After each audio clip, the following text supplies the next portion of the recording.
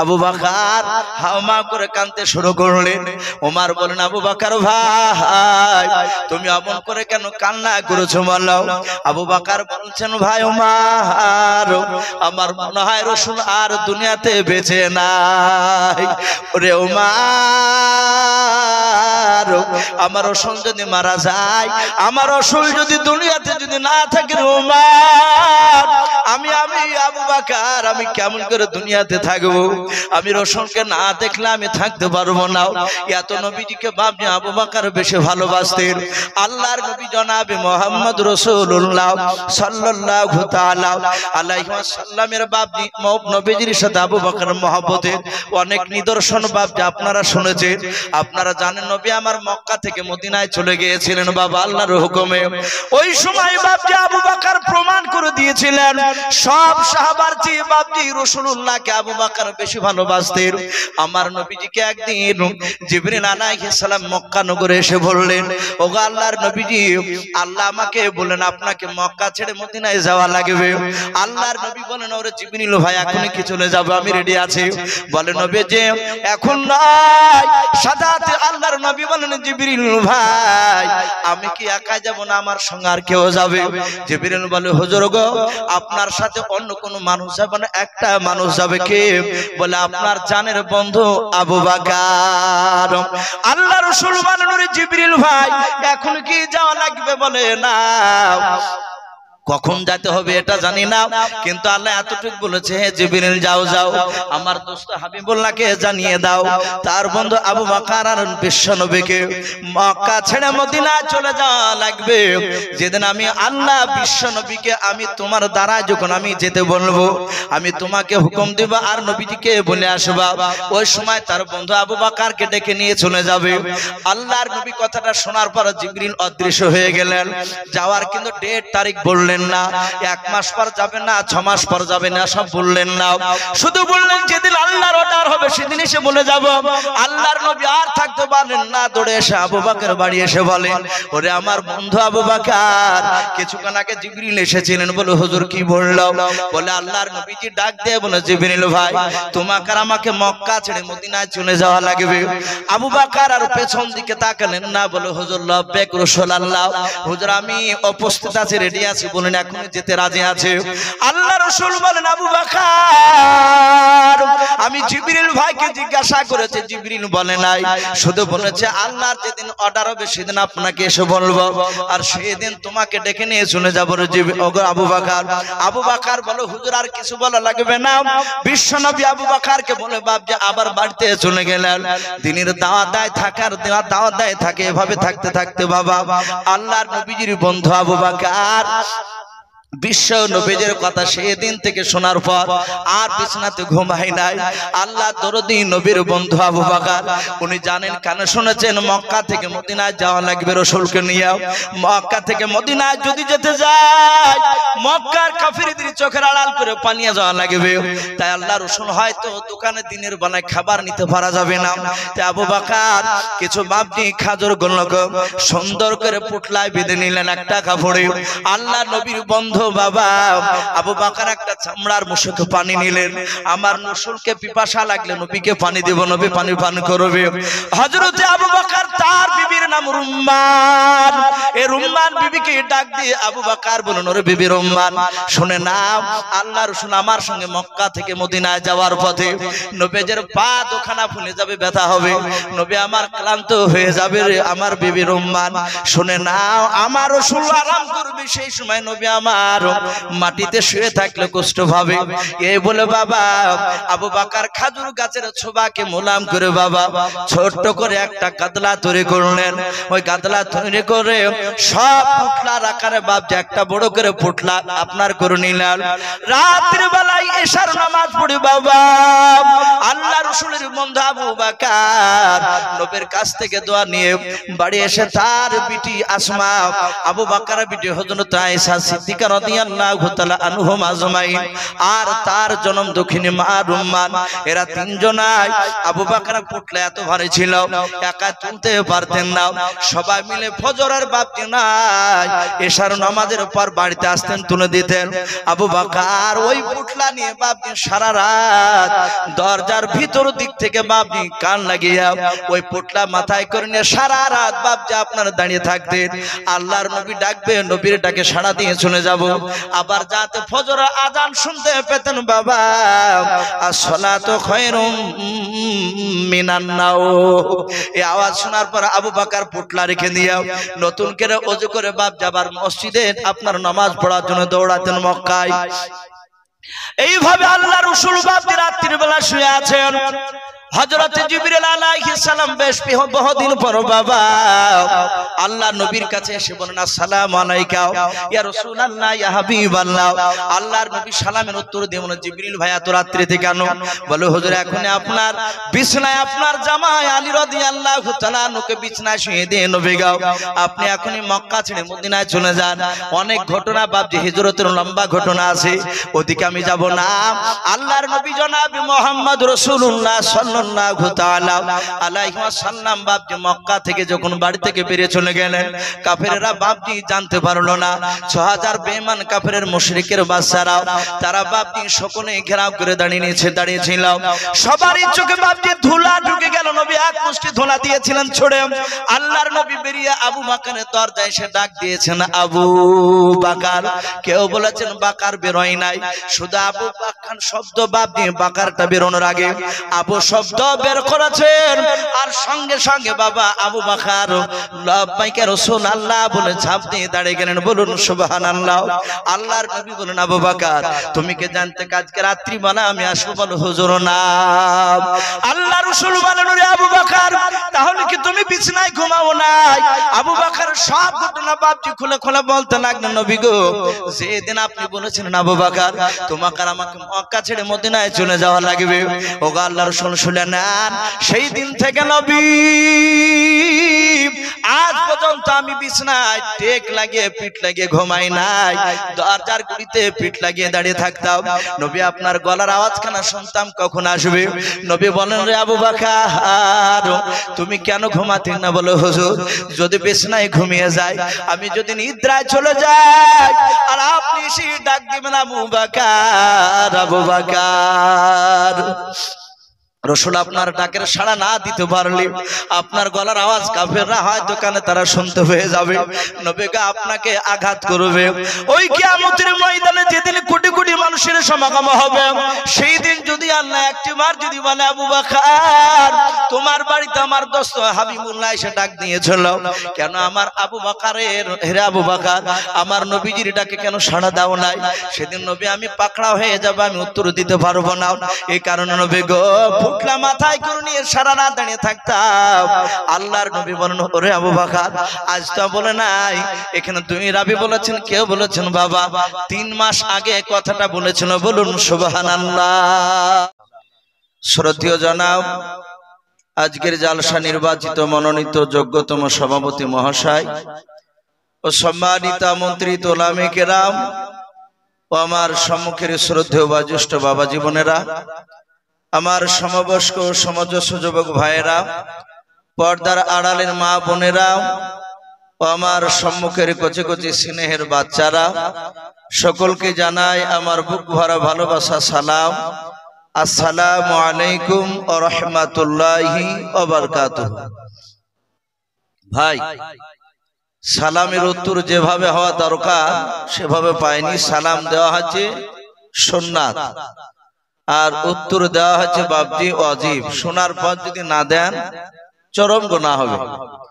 তাই ভাই আমি আবার দ্বিতীয়বার সালাম দিব, সকলে উচ্চ আওয়াজে একটু সালামের উত্তরটা একটু জোরে দেওয়ার চেষ্টা করবে। আসসালামু আলাইকুম ওয়া রাহমাতুল্লাহি ওয়া বারাকাতুহু। মাশাআল্লাহ, আলহামদুলিল্লাহ, সমস্ত প্রশংসা হামদ ও নাত সাধনা ভোজনা সে মহান রব্বুল আলামিনের জন্য। যে মহান রব্বুল আলামিন আমাদেরকে বড় ভালোবেসে রহম করে বিভিন্ন গুনার মজলিস থেকে বাছাই করে নিয়ে এসে মহান রব্বুল আলামিন আমাদের যে আরামের বিছানা বাপজি ত্যাগ করে এখনো বাপজি তার রহমতের মজলিসে নিয়ে এসে বসে আমাদেরকে রেখেছেন। আমরা বসে এখনো আছি, বসে থাকতে পেরেছি বাপজি, এটা আমাদের বাহাদুরি নয়। বিশ্বনবী বলেছেন, আল্লাহ যাকে ভালোবাসে মহান রব্বুল আলামিন তাকে তার রহমতের মজলিসে নিয়ে এসে বসে দেয়। এটা হচ্ছে আল্লাহ রসুলের কথা। আমি আপনাদের এখানে মাগরিব পরে বাপজি ঢুকেছি। আমি যখন আসছিলাম তখন দেখলাম মানুষ দলে দলে বাপজি ওই বাজারে ঘুরে বেড়াচ্ছিল। তো ওই মানুষ রাস্তাতে যা ঘুরছিল তার থেকে যদি বাপজি 4 ভাগের 1 ভাগ যদি মানুষ আসতো তো প্যান্ডেলে আটতো না, জায়গা হয়তো কথা বলে জায়গা দিতে পারতো না। কিন্তু বাপজি সবাই যে আসবে তা নয়। আল্লাহ রসুল বলেছেন, যাকে আল্লাহ ভালোবাসবে সেই ব্যক্তিকে আল্লাহ তার রহমতের মজলিসে যে কোনো কৌশলে নিয়ে এসে বসে দেবে। তাহলে আমরা এখানে বসতে পেরেছি, নিশ্চয় আল্লাহ আমাদেরকে ভালোবাসে। তাই মহান রব্বুল আলামিনের দরবারে শুকরিয়া স্বরূপ আদায় করে বলুন আলহামদুলিল্লাহ। ভাই একটু উচ্চ আওয়াজে প্রাণ ভরে বলুন আলহামদুলিল্লাহ।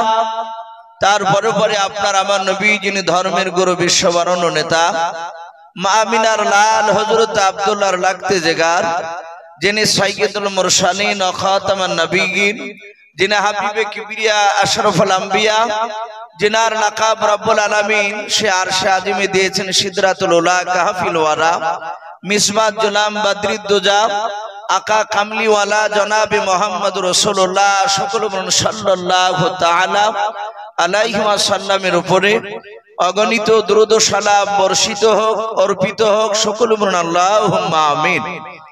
ইসলাম দ্রুত বাপজো ভাইরা, আমি আপনাদের সম্মুখে কোরআনুল কারীম থেকে বেশ কয়েকটা আয়াত টুকরা পরিবেশন করেছি, তেলাওয়াত করেছি।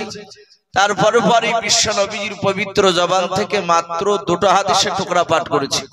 ইনশাআল্লাহ যথাসময়ের মধ্যে আমার বক্তব্য আমি ইতি করব, কারণ আমার পরে আর একজন এই জালসার যিনি প্রধান বক্তা হযরত মাওলানা মুফতি জারদিস হোসেন সাহেব দামাত বারকাতুহুমা আলিয়া, উনি আলহামদুলিল্লাহ এসে বাপজি উনি পৌঁছে গিয়েছেন। আমার পরে উনি বাপজি আসবেন। আর যেহেতু মানুষ এখন ছন্ন ছাড়া হয়ে বসে আছে, মানুষ পরিস্থিতি বাপজি মানুষের মুখের দিকে তাইকে বুঝতে পারা যে মানুষ কতটা ধৈর্য ধরে এখানে থাকবে।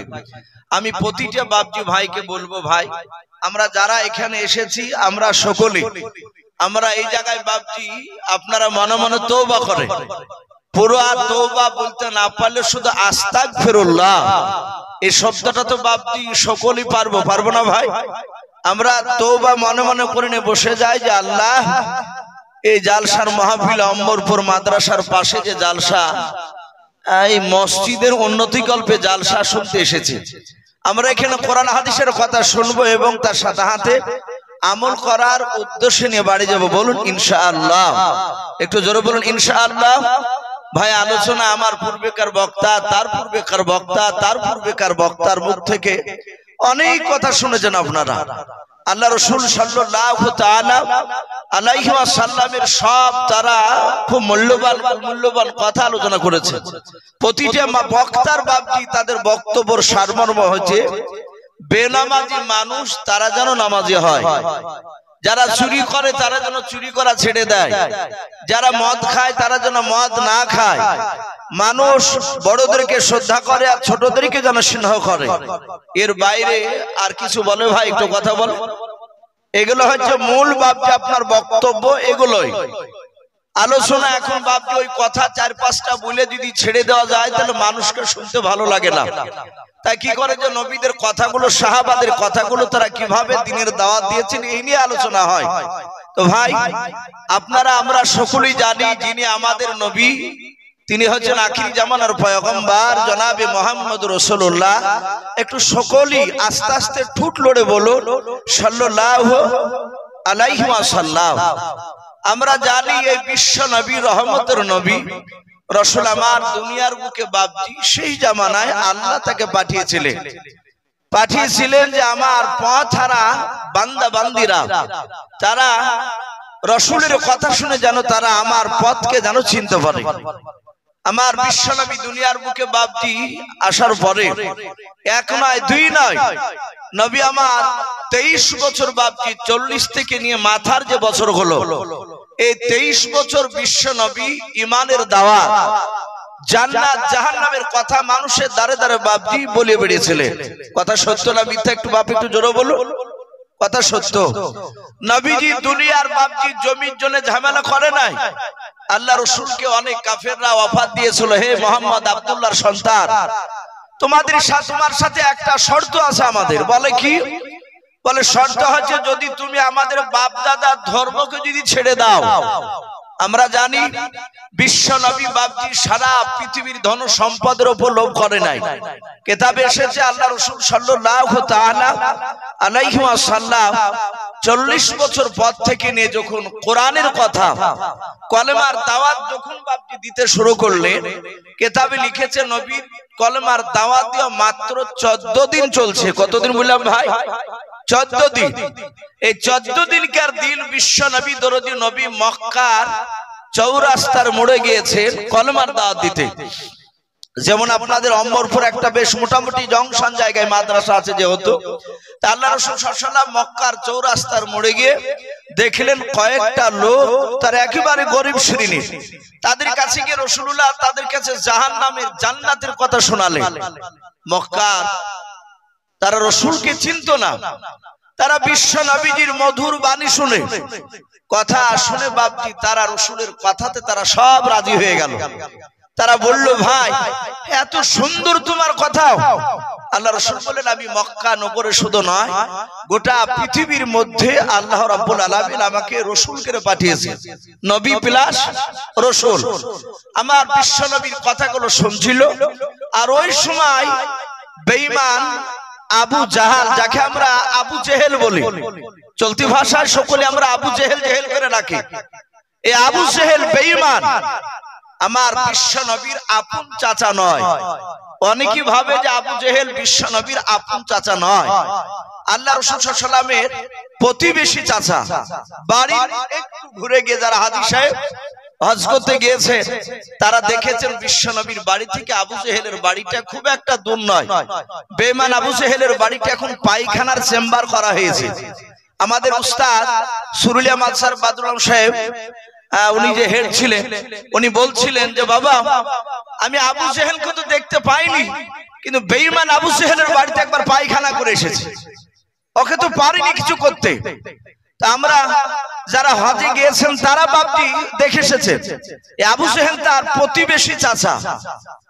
আমার বিশ্ব নবীকে দেখে আবু জেহেল ডাক দিয়ে বলে, এই ভাতিজা, এখানে কি করছিস? আল্লাহ রাসূল কথাটা আবু জেহেল গরম করে বলল।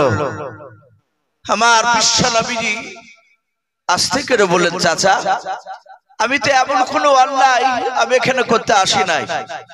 এরা আল্লাহকে চিনে না, আমি যে রাসূল আমাকে যারা চিনে না, এরা মৃত্যুর পর কঠিন ভয়ঙ্কর জায়গা আছে, সেটা হচ্ছে কবর এবং জাহান্নাম। ওই জাহান্নাম থেকে তারা কি করে বাঁচবে সেই কথাগুলো আমি তাদের সামনে আলোচনা করছিলাম। কিতাবে লিখেছে উতবা, সাইবা, আবু সুফিয়ান, আবু জেহেল একসঙ্গে ছিল।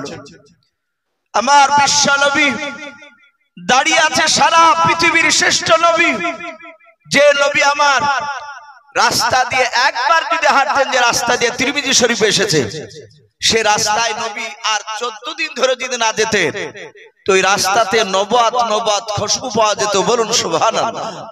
শুধু তাই নয়, আল্লাহ রাসূল দুনিয়াতে যতবার হাসতেন ততবারই আল্লাহ রাব্বুল আলামিন নবীর হাসির সম্মানার্থে, নবীর হাসির মর্যাদায় জান্নাতের মর্যাদাকে বৃদ্ধি করতেন। বলুন সুবহানাল্লাহ। আল্লাহ রাসূল কাঁদলে জাহান্নাম থরথর করে কাঁপতো।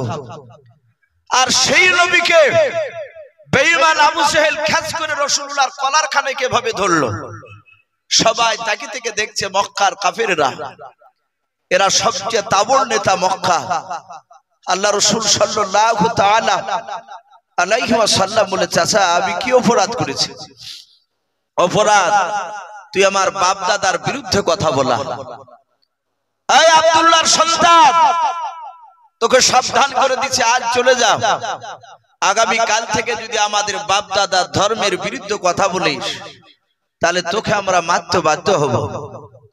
শুধু কলারটাই ধরেছিল তা নয়, আল্লাহ রসুলের গলায় ধাক্কা দিয়ে বাপজি আবু জেহেল রসুলকে এমন জোরে ধাক্কা দিল, বিশ্বনবী হুটরে পড়ে যাচ্ছিলেন। আল্লাহ রসুল এভাবে তাকে আবু জেহেলের দিকে তাকে রসুল কাঁদতে লাগলেন, ওগো মাওলা, আমি তো এমন কোন অন্যায় করি নাই, তোমার আবু জেহেল আমাকে চিনতে পারে নাই। আল্লাহ রসুল সেখানে বদদোয়া করলেন না, নবীজি চলে গেলেন। কিতাবে এসেছে বাপজি ওই সময়তেই আল্লাহ রসুলের একটা আপন চাচা ছিল, রসুলের আব্বারা ভাই ছিল টোটাল 10টা। কটা বললাম? 10টা। তার মধ্যে থেকে রসুলুল্লাহর একটা বড় চাচার নাম ছিল আবু তালিব। এই আবু তালিব সেই সময় কুরাইশ বংশের, উনিও একজন হায়ার র্যাঙ্কের নেতা, যেমন আবু জেহেল নেতা, অনুরূপ ভাবে আবু তালিব উনিও একটা মক্কার কুরাইশ বংশের, উনিও একজন বড় নেতা। আবু তালিব ওই সময়তে চলে আসছিল। আসার পরে আবু তালিব বলল, ভাই আবু জেহেল, কি ব্যাপার, এখানে দাঁড়িয়ে আছো কেন, আর মনটা ভারী কেন? আবু জেহেল মনটা ভারী করে বলে, আবু তালিব, তুমি কি জানো না তোমার ভাতিজা দ্বীনের দাওয়াত দিচ্ছে নতুন করে আমার বাপ দাদা ধর্মের বিরুদ্ধে? আবু তালিব বলল, ওটা আমি জানি, আমার ভাতিজা 14 দিন ধরে শুরু করেছে, কিন্তু আমি তো তার দিনকে মানি নাই, আমি তার দিনকে মানি নাই। আমার বিশ্বনবী রাহমাতুল লিল আলামিন জনাবে মুহাম্মদ রাসূলুল্লাহ সাল্লাল্লাহু তাআলা আলাইহি ওয়াসাল্লাম কে মানি না, তাই বলছে রাসূলুল্লাহর আপন চাচা আবু তালিব মানে না, এটা সত্য। কিন্তু আবু তালিব বিশ্বনবীকে সারা পৃথিবীর চেয়ে উনি বেশি ভালোবাসতেন, বলুন সুবহানাল্লাহ। আবু তালিব এত নবীকে ভালোবাসতো।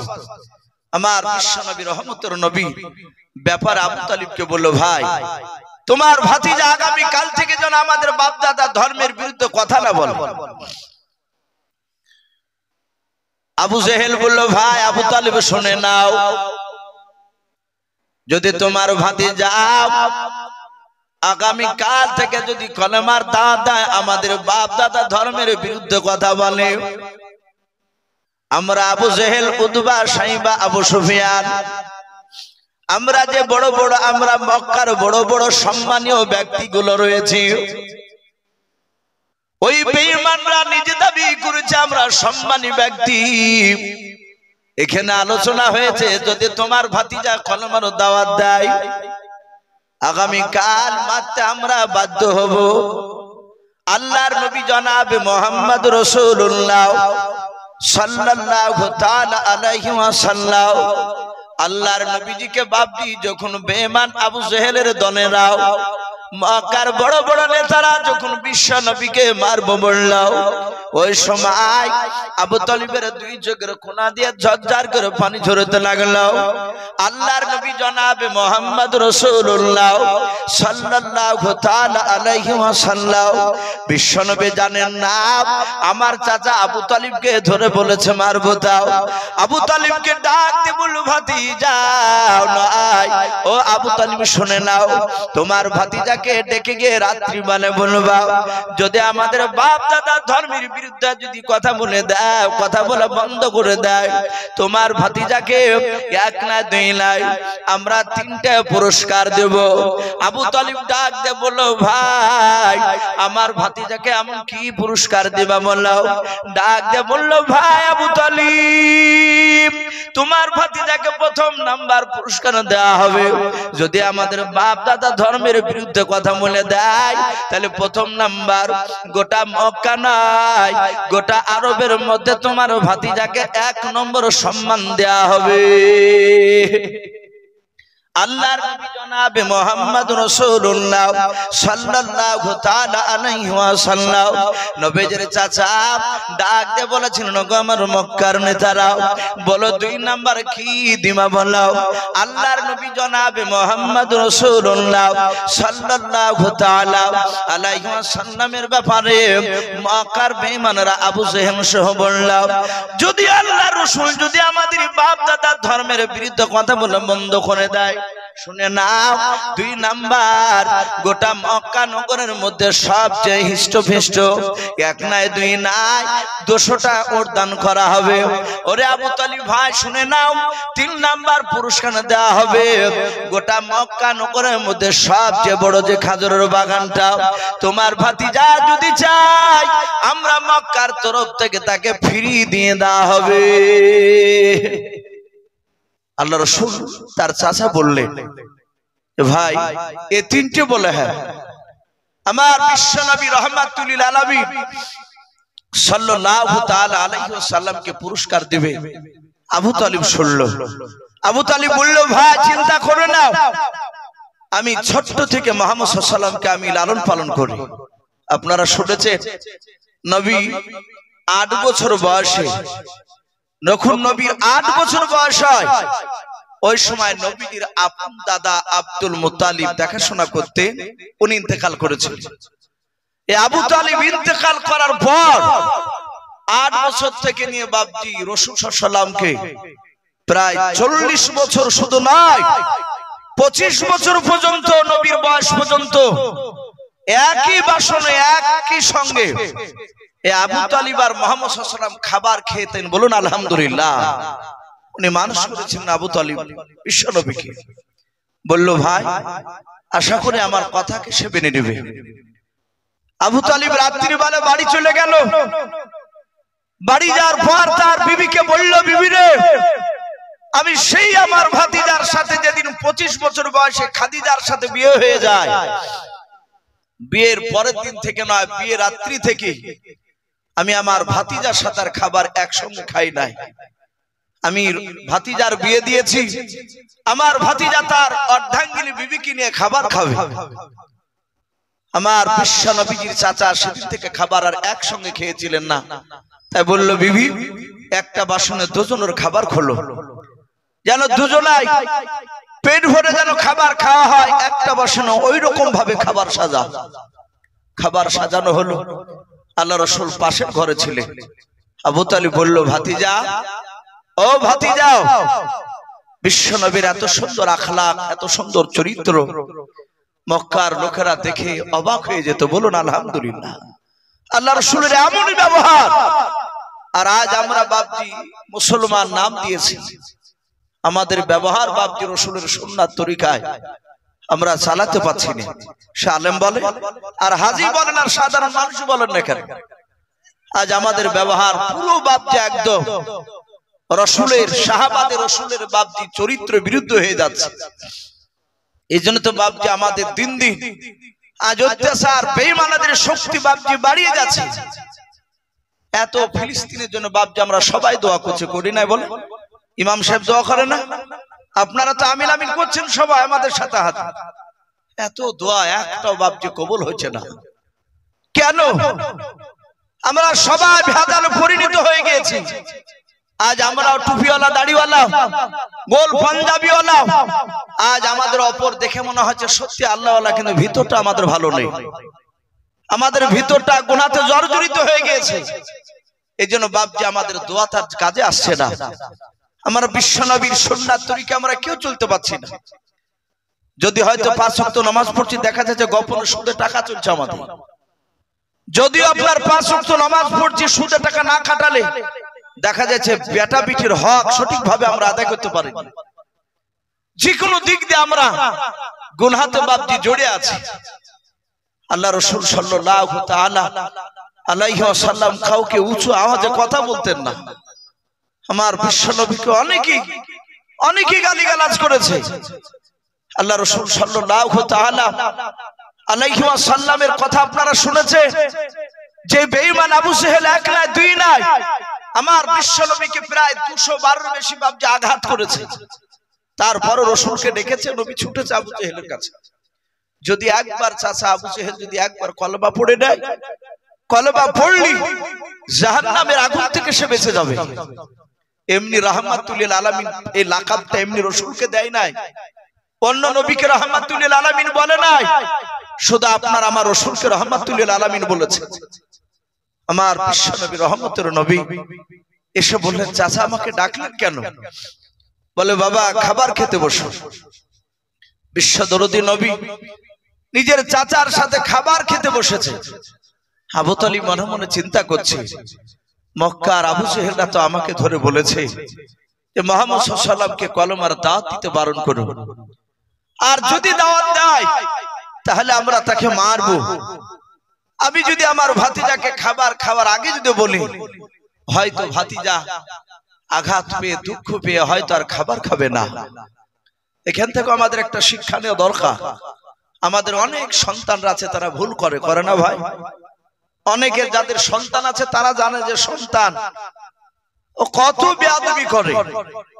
এই যুবক ছেলেদেরকে বাপেরা যখন টাইট করে, একটু বলে যে এত মোবাইল দেখো না, এত পাড়াতে বেড়াতে যাও না, মোটরসাইকেল আস্তে চালাও, জোরে চালাও না, তো এখানে আমাদের এই যুবক ভাইদের কথাগুলো শুনে খুব রাগ হয়। এই বুড়িয়ে ভ্যান ভ্যানকারী কথা বলছে কে? শুনলে ও জানে না বাপ কেন এই কথাগুলো বলছে। ওরা যখন সন্তানের বাপ হবে সেদিন মনে পড়বে যে বাপ কেন এই কথাগুলো বলতো। অনেক ভুল করে। আমরা কি করি, খেতে দিয়ে মায়ে খেতে দিয়েছে, বাপ এসে দেখছে খাবার খাচ্ছে, আমরা সাথে হাতে খাবার বাসনকে কেড়ে নিই, একে খাতে দিও না, ই বদমাইশ করেছে, আমার কথার বাইরে গিয়েছে। অনেক ছেলে ভাবে মুখের বাপের দিকে তাকিয়ে খাবার খেতে গিয়ে খাবারের বাসনটা কেড়ে নিল, শয়তান তার মাথায় চেপে যায়। শোনা যায় রাত্রিবেলায় গিয়ে গলায় দড়ি দিয়ে মারা গিয়েছে, আঘাত সহ্য করতে পারে নাই।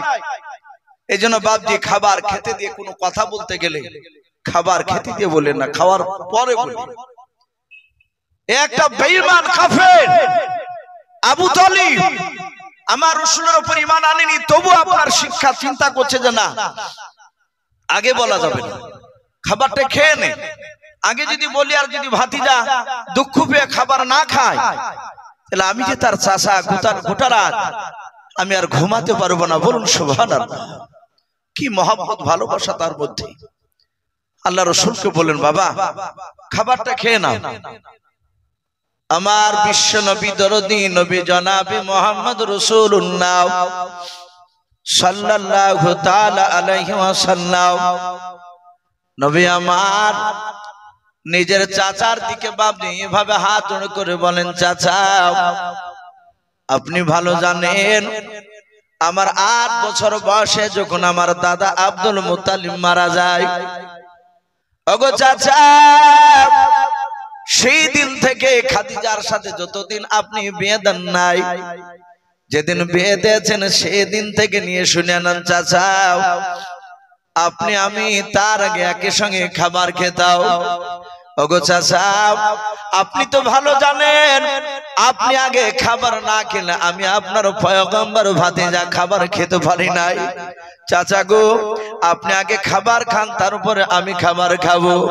আল্লাহ রাসূলের বাপকে ব্যবহার দেখার পর আবু তালিব আর সহ্য করতে পারলো না, দরজার বাঁধটা ধরে রাখতে পারলো না, দরজার বাঁধ ভেঙে ফেলে হাও মা করে কেঁদে কেঁদে বাবা আল্লাহর নবীকে বুকের সাথে জড়ে ধরলেন, নবীর কপালে চুমা দিয়ে বলেন, ভাতিজা আমি তোমার পয়গম্বরের চাচা আবু তালিব, শুনে নাও আমি আর না বলে থাকতে পারলাম না রে বাবা, তুমি এত আমাকে ভালোবাসো, আমি না খেলে তুমি খাবার খাবা না? বলে না চাচা। আল্লাহ রাসূল বলেন, চাচা আমি আব্বা জানকে জন্ম নেওয়ার পর আমি জন্মদাতা আব্বাকে দেখে নাই, আমি আমার মার পেটে যখন 6 মাস ছিলাম তখন আমার আব্বা সিরিয়া ব্যবসা করতে গিয়ে আর জিন্দা ফিরে আসে নাই। ওগো আমার চাচা আব্বাকে নিজ চোখে দেখে নাই, আব্বার মহব্বত আপনার কাছে পেয়েছে। চাচা গো আমার আব্বার চেয়ে আপনাকে আমি বেশি ভালোবাসি চাচা, আপনি আগে খাবার না খেলে আমি খাবো না। আল্লাহর নবীজির চাচা বলে, ভাতে যাও, আমি না বলে আর থাকতে পারলাম না। ওরে ভাতে যা তাড়াতাড়ি বললো, ওরে ভাতে যা মক্কা নগরের লোকের সাথে কি তোমার কোনো দেখা হয়েছিল কারোর সঙ্গে? বলো। আল্লাহ রাসূল ডাক দিয়া বলেন, চাচা আমার মক্কার বড় নেতা আবু জেহেল উতবা সাইবা এদের সাথে দেখা হয়েছিল। আল্লাহর দরদি নবীকে আবু তালিব বলেছিল, ভাতিজাও শুনে নাও তোমাকে কি বলেছিল। আল্লাহর নবী কাদা আর বলেন, চাচা আমি তো এমন কোন অন্যায় করে নাই গো চাচা, আমি শুধু তাদেরকে জান্নাতের কথা বলছিলাম, জাহান্নাম থেকে তারা কিভাবে নাজাত পাবে এই কথাগুলো শোনাছিলাম। আর ওই সময় আবু জেহেল এসে আমার কলার খানাকে ধরে আমার কল্লায় ধাক্কা দিয়ে বের করে দিল। আমাকে বলল, ভাতিজাও আগামী কাল থেকে যেন কলমার আর যেন দাওয়াত দিবা না। আবু তালিব বলেছিল, ভাতিজা শুনে নাও, ওই কথা এসে আমাকে বলেছে না বাবা, কিন্তু শুনে নাও ওদের তাকানো দেখেছে, ওদের চোখের দিকে আমি তাকে দেখলাম, ওদের ভাঙ ভঙ্গে ভালো নাই, ওদের চোখগুলো মোটা মোটা হয়েছিল।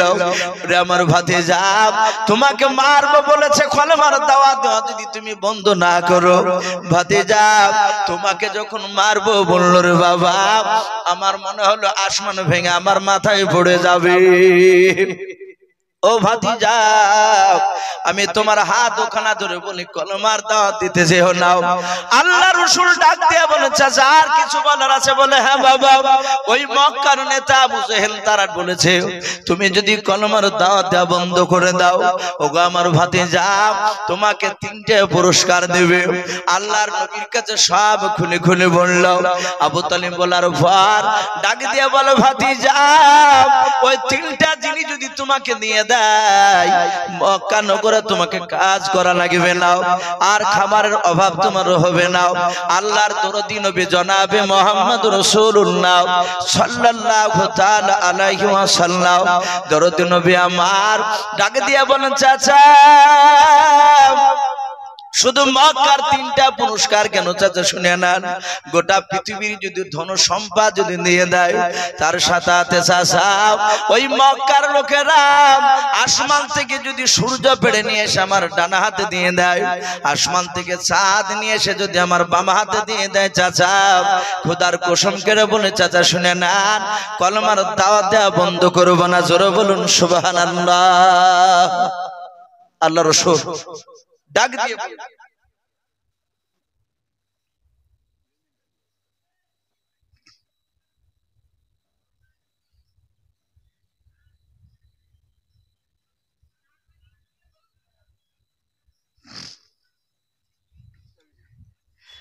আল্লাহর নবী জনাবে মুহাম্মদ রাসূলুল্লাহ সাল্লাল্লাহু তাআলা আলাইহি ওয়াসাল্লাম বলেন, চাচা আমি কলমার দাওয়াত দেওয়া বন্ধ করব না। আমার বিশ্ব নবীর কথা শুনে বেঈমান আবু তালিব বাবা আল্লাহ রাসূলকে বাপ দিয়ে কতটা ভালোবাসতেন, কথা শুনলে বুঝতে পারবেন। আমার নবী বলেন, চাচা কলমার দাওয়াত দেওয়া বন্ধ করব না আমি। আবু তালিবের চোখ দুটো কুখার মতো লাল হয়ে গেল। ডাক দিয়ে বলে, ভাতিজা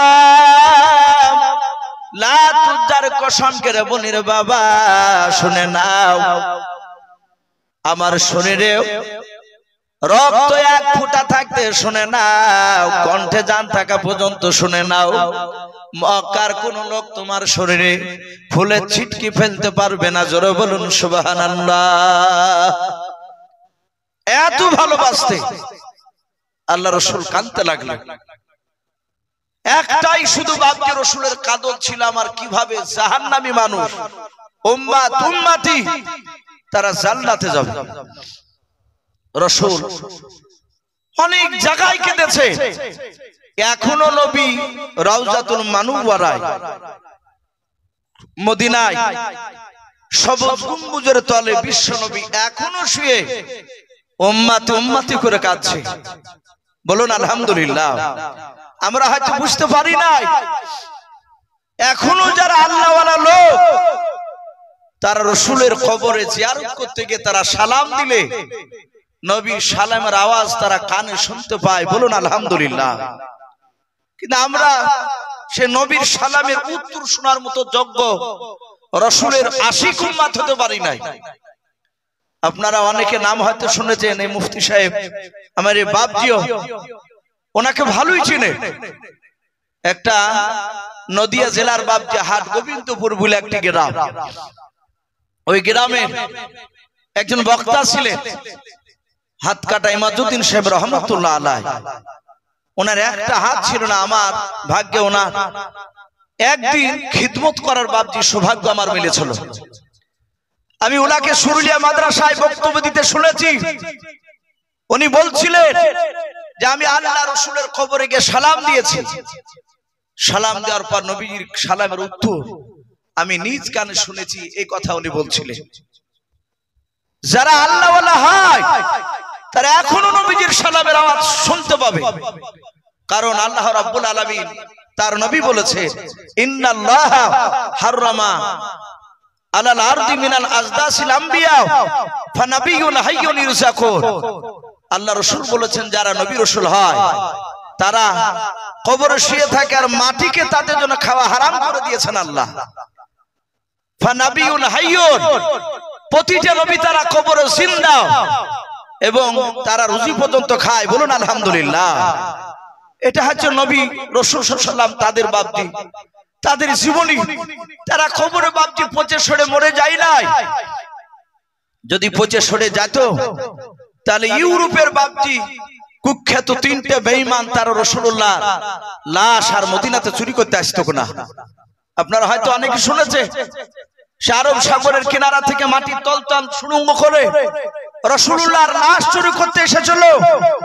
তাদের ইউরোপের বাদশা বলেছিল যত টাকার প্রয়োজন আমরা দিব, চাই মুহাম্মদ সাল্লাল্লাহু আলাইহি ওয়াসাল্লামের লাশ। আমরা পড়েছি তার কিতাবে উনি কবরে উনি পচে সরে যাবেন না, ওনাকে নিয়ে আসতে পারলে ওদের মনের বাসনা পূর্ণ হতো। বিশ্বনবী শরীরকে নিয়ে তারা অনেক সংগ্রাম করত।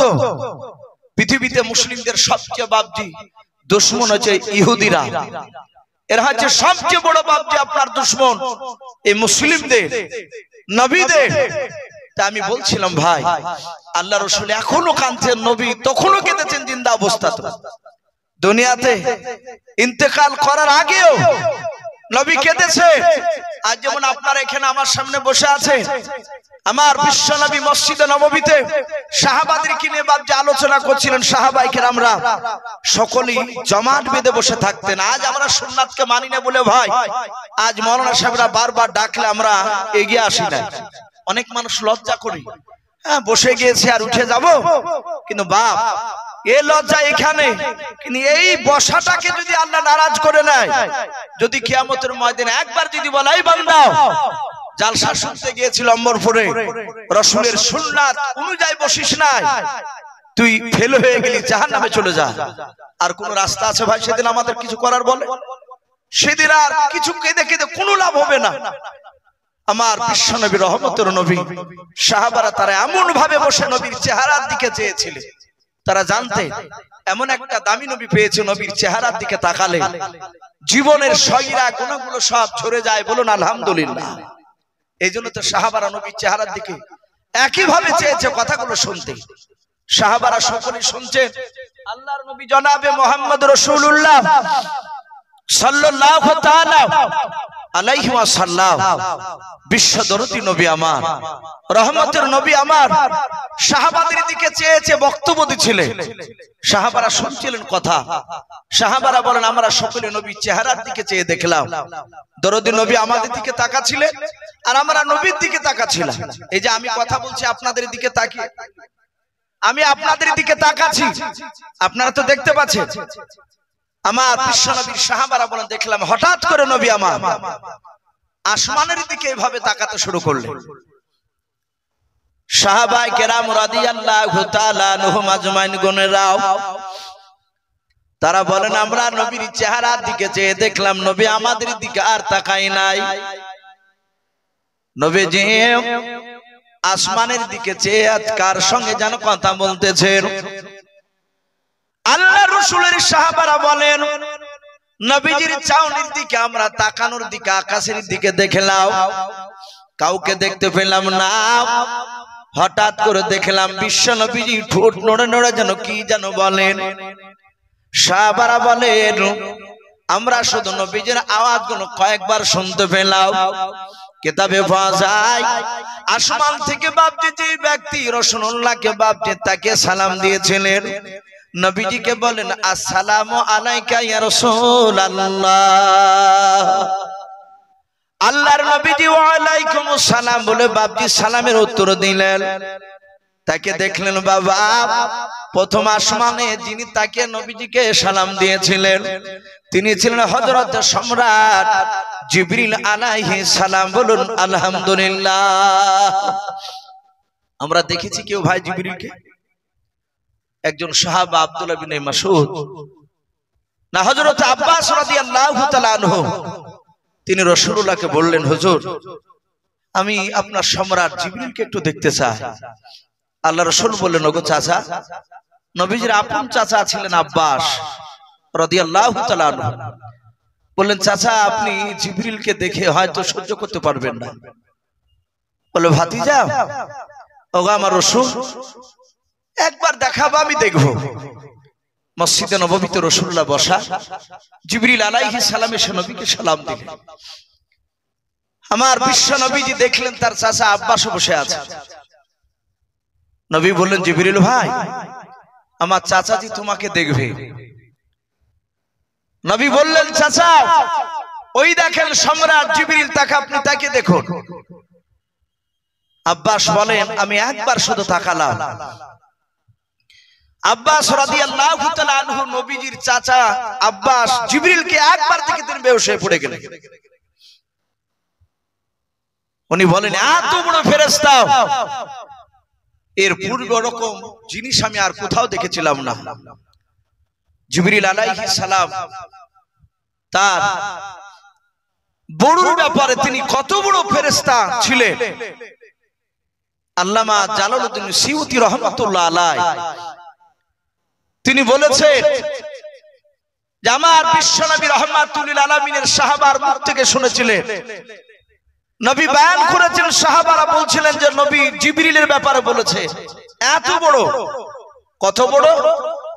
সারা পৃথিবীর যত পানি আছে বা সারা আসমানের নিচে জমিনে ও নদী বলেন, সমুদ্র বলেন, সাগর বলেন, সমস্ত পৃথিবীতে যত নিচে পানি আছে সব পানি তুলে যদি জিবরিল আলাইহিস সালামের মাথা চাঁদিতে ঢেলে দেওয়া হয়, পানি হড়হড় করে ঢেলে দেওয়া যাবে। গোটা পৃথিবীর পানি সব গড়তে গড়তে গড়তে গড়তে জিবরিলের এই থুতনি পর্যন্ত, আমরা থুতনি বলি তো এই জায়গাটাকে, কানের লতিকায় গোড়া পর্যন্ত পানি গড়ে পৌঁছাতে গিয়ে পৃথিবীর সব পানি শুকে যাবে। বলুন সুবহানাল্লাহ। জিবরিল এত বড়। আল্লাহ রাসূল বলেন, ওগো সাহাবা আমি মেরাজে গিয়ে দেখেছি সিদরাতুল মুনতাহায়, ওই যে আপনার মেরাজের রাত্রি তো রাসূলের সাথে যাওয়ার পর সাত পাক আসমান পাড়ি দিয়ে সিদরাতুল মুনতাহায় গিয়ে বলছেন, হুজুর এখান থেকে আমি আর যেতে পারবো না। নবী বলেন, জিবরিল ভাই দুনিয়া থেকে নিয়ে আসলে আর এখানে তুমি এসে যাবা না? বলে, এখান থেকে আপনি আল্লাহর আরশ আজিমে চলে যান, আল্লাহর কুদরতি জালবাহনে আপনাকে তুলে নিয়ে চলে যাবে। আমার বিশ্ব নবী বলেন, আমি এইভাবে জিবরিলের দিকে তাকে বললাম, জিবরিল ভাই যাবা না কেন? সঙ্গে সঙ্গে জিবরিল এইভাবে হাত দুখানা সাত করলেন। আমি জিবরিলের অরিজিনাল চেহারা দেখলাম। নবী বলেন, আমি জিবরিলের অরিজিনাল চেহারা দেখলাম। কিতাবে এটাও লিখেছে রাসূল সাল্লাল্লাহু আলাইহি ওয়াসাল্লাম নবীজির কাছে প্রায় 24,000 বেশি এই সম্রাট জিবরিল এসেছিলেন নবীর কাছে। কতবার বললাম? 24,000 বেশি। অথচ নবী বলছেন, আমি এতবারের মধ্যে মাত্র জিবরিলের অরিজিনাল চেহারা আমি 2 বার দেখেছি। বলে, আমি তার দেহতে দেখলাম 600 খানা ডানা ফিট করা আছে, 600 খানা। মাত্র জিবরিল 2টা ডানা শাট করলে গোটা পৃথিবীটা জিবরিলের বগলোত্তল হয়ে যায়। বলুন সুবহানাল্লাহ। এত বড় ফেরেশতা সম্রাট জিবরিল। সেই ফেরেশতা জিবরিল আলাইহিস সালাম নবীকে সালাম দিলেন। সাহাবায়ে কেরাম রাদিয়াল্লাহু তাআলা আনহুম আজমাইনগণেরাও সবাই মিলে বলেন, আমরা চুপ করে নবীজির কথাগুলো শুনতেছিলাম। আল্লাহর রাসূল উপর দিকে তাকিয়ে কথা বলেন, ওগো জিবরিল ভাই তুমি আমাকে কেন সালাম দিলে, কি বলবা তাড়াতাড়ি বলো। জিবরিল আলাইহিস সালাম নবীজিকে বলেন, ইয়া রাসূলুল্লাহ, ইয়া হাবিবাল্লাহ, আপনি আমার ডান হাতের দিকে তাকান। নবী বলেন, আমি তোমার ডান হাতের দিকে তাকালাম। বিশ্ব নবীজিকে জিবরিল আলাইহিস সালাম বলেন, নবী গো আপনি আমার ডান হাতে কি দেখতে পাচ্ছেন বলেন। আল্লাহর দরদি নবী বলেন, জিবরিল ভাই তোমার ডান হাতে আমি কয়েকটা ঘরের দরজার ছবি দেখতে পাচ্ছি। আল্লাহর নবীজিকে জিবরিল বলে, হুজুর কটা দরজার ছবি দেখতে পাচ্ছেন? নবীজি আমার 1 2 3 4 করে গুনে গুনে বললেন, তোমার হাতে 7টা দরজা দেখতে পাওয়া যাচ্ছে ছবি। হযরত জিবরিল বলে, নবী এই 7টা দরজা ছবি কিসের আপনি জানেন? বলে, না জিবরিল আমি জানি না। জিবরিল আমিন আলাইহিস সালাম বলেন, হুজুর এটা জানানোর জন্য আমার আল্লাহ আপনার কাছে পাঠিয়েছে, আপনাকে জানানোর জন্য আমাকে বলেছেন আমার দোস্ত হাবিবুল্লাহকে জানিয়ে দাও এই দরজাগুলোর ছবিগুলো কোথাকার ছবি একটু দেখে দিয়ে এসো। আল্লাহ রাসূল বলেন, ওরে জিবরিল ভাই ওই 7টা দরজা কিসের ছবি তুমি একটু খুলে বলো। জিবরিল আলাইহিস সালাম বলেন, নবী এই প্রথমকার দরজা নয়, আপনি বলেন জান্নাত কটা? বলে জান্নাত হচ্ছে 8টা। বলে জাহান্নাম কটা? বলে জাহান্নাম হচ্ছে 7টা। আল্লাহর নবীকে জিবরিল বলে, হুজুর 7টা দরজার ছবি দেখতে পাচ্ছেন আমার ডান হাতে? বলে হ্যাঁ। এই ডান হাতের ছবিগুলো হচ্ছে জাহান্নামের দরজার ছবি। এক একটা দরজার এক একটা ছবি, দরজার ছবি নিয়ে এসেছে জাহান্নামের। আল্লাহর নবীজিকে ডাক দিয়ে বলে, হুজুর কোন কোন দরজা দিয়ে কোন কোন নবী রাসূলের উম্মত উম্মতেরা জাহান্নামে যাবে এটা দেখানোর জন্য একটু আপনার কাছে এসেছে। আল্লাহর নবী দরদি নবী জনাবে মুহাম্মদ রাসূলুল্লাহ সাল্লাল্লাহু তাআলা আলাইহি ওয়াসাল্লাম নবী আমার বলেন, জিবরিল ভাই প্রথম নাম্বার দরজা দিয়ে কোন নবীর বেঈমান উম্মত উম্মতে জাহান্নামে যাবে একটু বলে দাও। আমরা জানি আদম আলাইহিস সালাম থেকে নিয়ে আপনার আমার নবী জনাবে মুহাম্মদ রাসূলুল্লাহ সাল্লাল্লাহু তাআলা আলাইহি ওয়াসাল্লাম পর্যন্ত উলামার মুখে শুনতে পাই 1,24,000 নবী রাসূল বলে নাই? এতগুলো নবী রাসূলের মধ্যে থেকে বাবা সব নবী রাসূলরা তারা জান্নাতি, তারা বাপজি মাসুম, তারা নিষ্পাপ, কোন নবী রাসূল বাপজি গুনাহ করে নাই। প্রতিটা নবীরা রাসূলরা বাপজি জান্নাতি।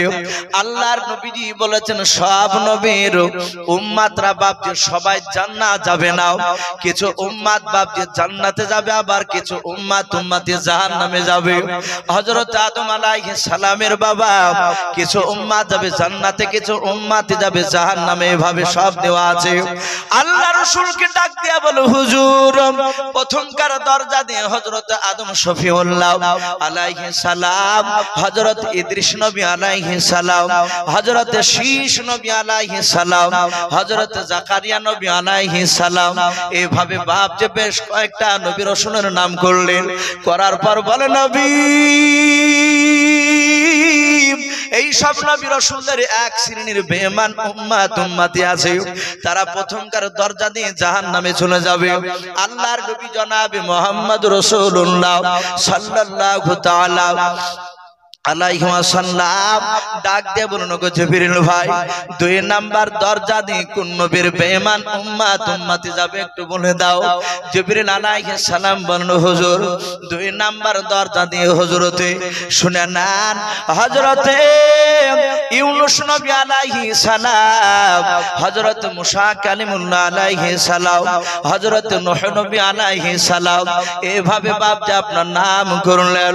করার পর আবার বলে, নবী হযরত লূত নবী আলাইহিস সালামের এক শ্রেণীর বেঈমান উম্মত উম্মতিরা জাহান্নামের দরজা দিয়ে যাবে।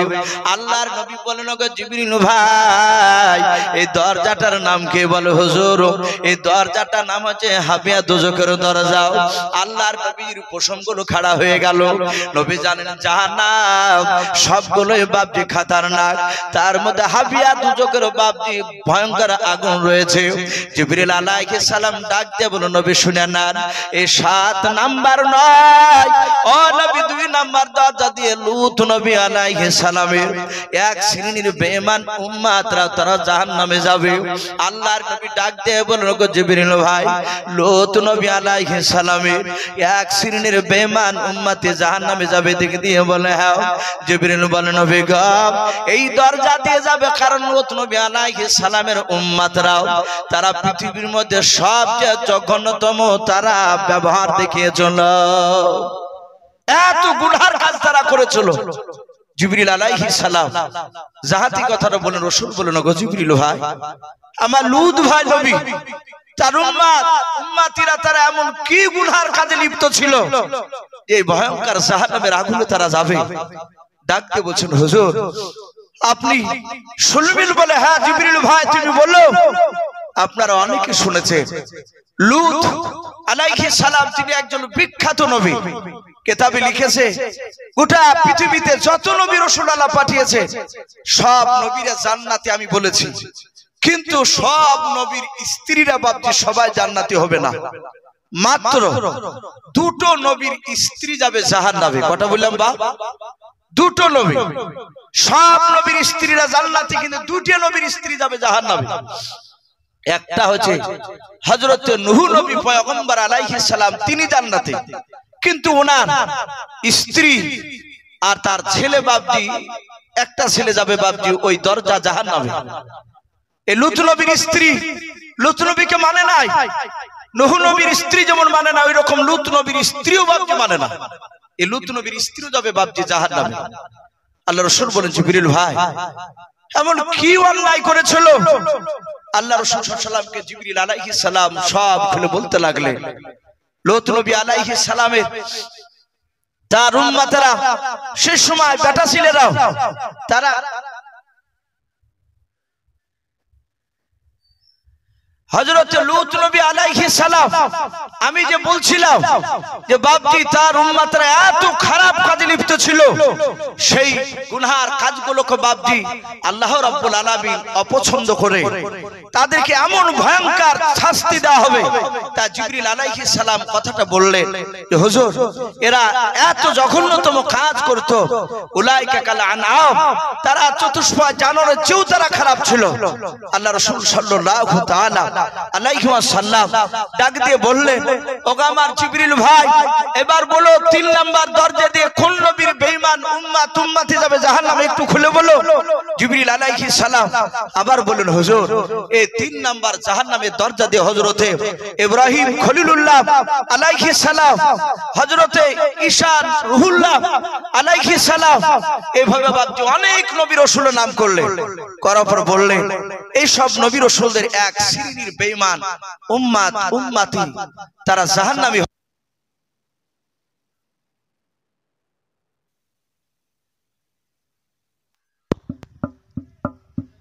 তারা এই দরজা দিয়ে জাহান্নামে যাবে। আমার বিশ্ব নবী জনাবে মুহাম্মদ রাসূলুল্লাহ সাল্লাল্লাহু তাআলা আলাইহি ওয়াসাল্লাম নবী আমার এইভাবে ডাক দেন, বলেন জিবরিল ভাই 4 নাম্বার দরজা দিয়ে কোন নবীর বেঈমান উম্মতিরা যাবে বলো। আল্লাহ রাসূলের কাছে জিবরিল বলতে লাগলেন 1 2 3 4 করে বাবা 6 নাম্বার দরজা পর্যন্ত বললেন। নবী আমার 7 নাম্বার দরজার দিকে থেকে বলেন জিবরিল ভাই 7 নাম্বার দরজার দিয়ে কোন নবীর বেঈমান উম্মতিরা যাবে বলো। জিবরিল আলাইহিস সালাম বাপ যে কোনো কথা বলেন নাই, নবীদের দিকে ফেলফাল করেছে আছেন। আল্লাহর দরদি নবী বলেন জিবরিল ভাই কেন তুমি কথা বলো নাই, তাড়াতাড়ি বলো 7 নাম্বার দরজা দিয়ে কোন নবীর বেঈমান উম্মতে জাহান্নামে যাবে বলো। জিবরিল আলাইহিস সালাম কোনো কথা বলেন নাই। নবী যে বলেন আমি জিবরিল আলাইহিস সালামের চেহারার দিকে চেয়ে দেখলাম জিবরিলের 2 চোখের কোণা দিয়ে বাপ যে ঠোপে ঠোপে পানি পড়ছিল।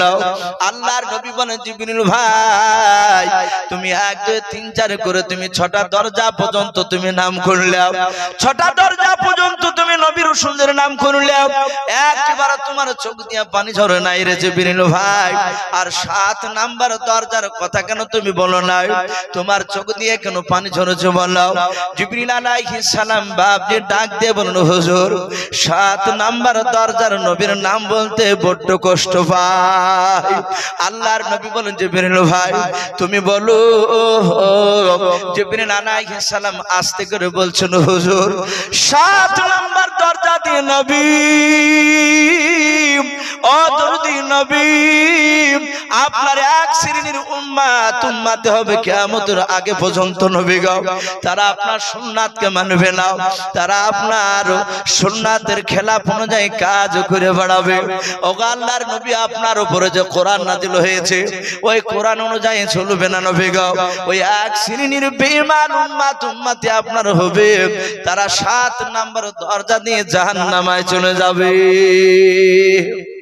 এতটুকু কথা বল হযরত জিবরিল আলাইহিস সালাম বাবা এই কথা বলে তিনি অদৃশ্য হয়ে গেলেন আল্লাহর নবী দরদি নবী আমার হাওমা করে কাঁদতে শুরু করে দিলেন নবী সাহাবাদের দিকে চেয়ে আর কোনো কথা বললেন না নবী আমার বারবার সাহাবাদের দিকে কয়েকবার তাকালেন আর হাওমা করে বাপজি ফোপড়ে ফোপড়ে কাঁদতে কাঁদতে সাহাবারা তারা বলেন আমরা দেখলাম বিশ্ব নবী মসজিদ নববীর দরজা দিয়ে রাসূলুল্লাহ সোজা বেরিয়ে বাড়ির দিকে চলে গেলেন আল্লাহ দরদি নবীর সাহাবা আবু বকর সিদ্দিক রাদিয়াল্লাহু তাআলা আনহু বাবা এত মুরব্বি সাহাবা ছিলেন নবীর আমার এত কাছের জানের বন্ধু ছিল বাবা আবু বকর আল্লাহর নবীজির কান্না দেখে আবু বকর হাওমা করে কাঁদতে শুরু করে দিলেন হযরত আবু বকর পেছন দিক থেকে ডেকে বলেন সাহাবারা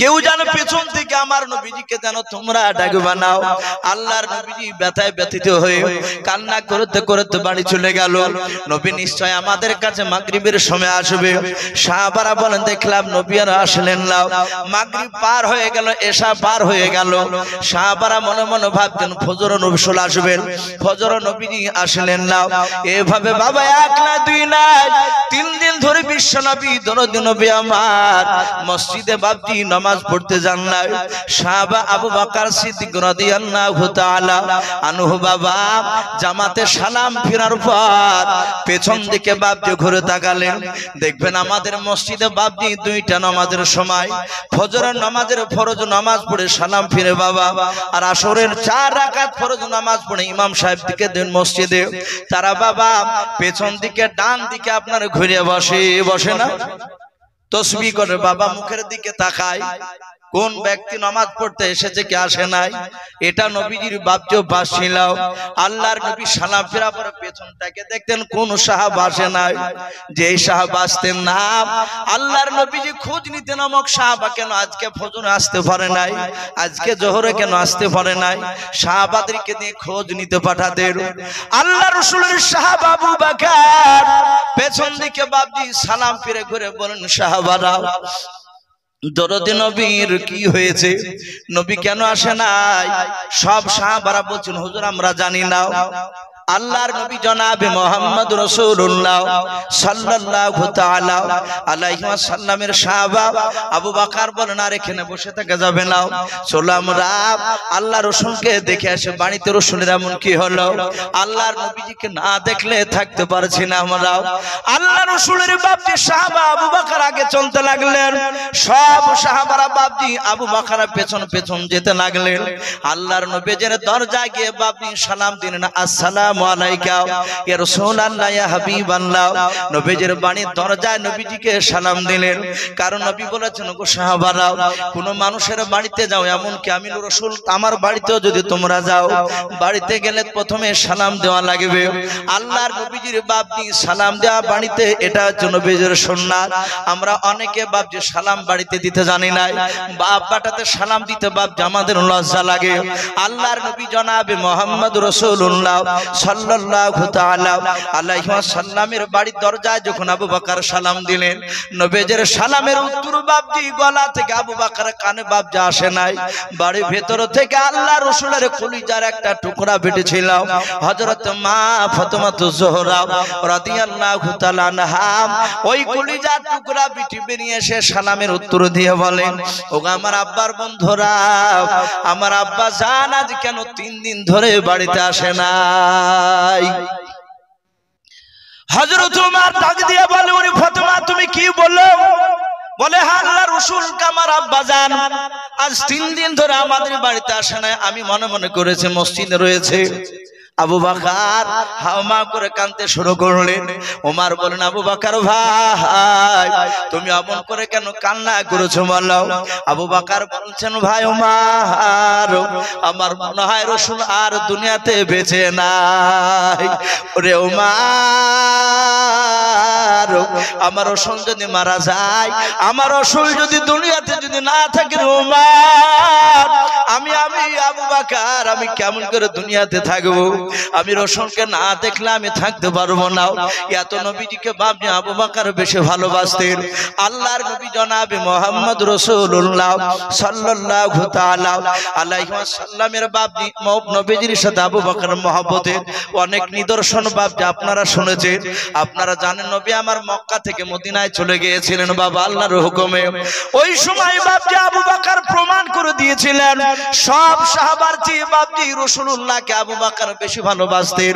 আমার নবীজিকে একদিন জিবরিল আলাইহিস সালাম মক্কা নগরে এসে বললেন, ওগো আল্লাহর নবীজি আল্লাহ আমাকে বলেন আপনাকে মক্কা ছেড়ে মদিনায় যাওয়া লাগবে।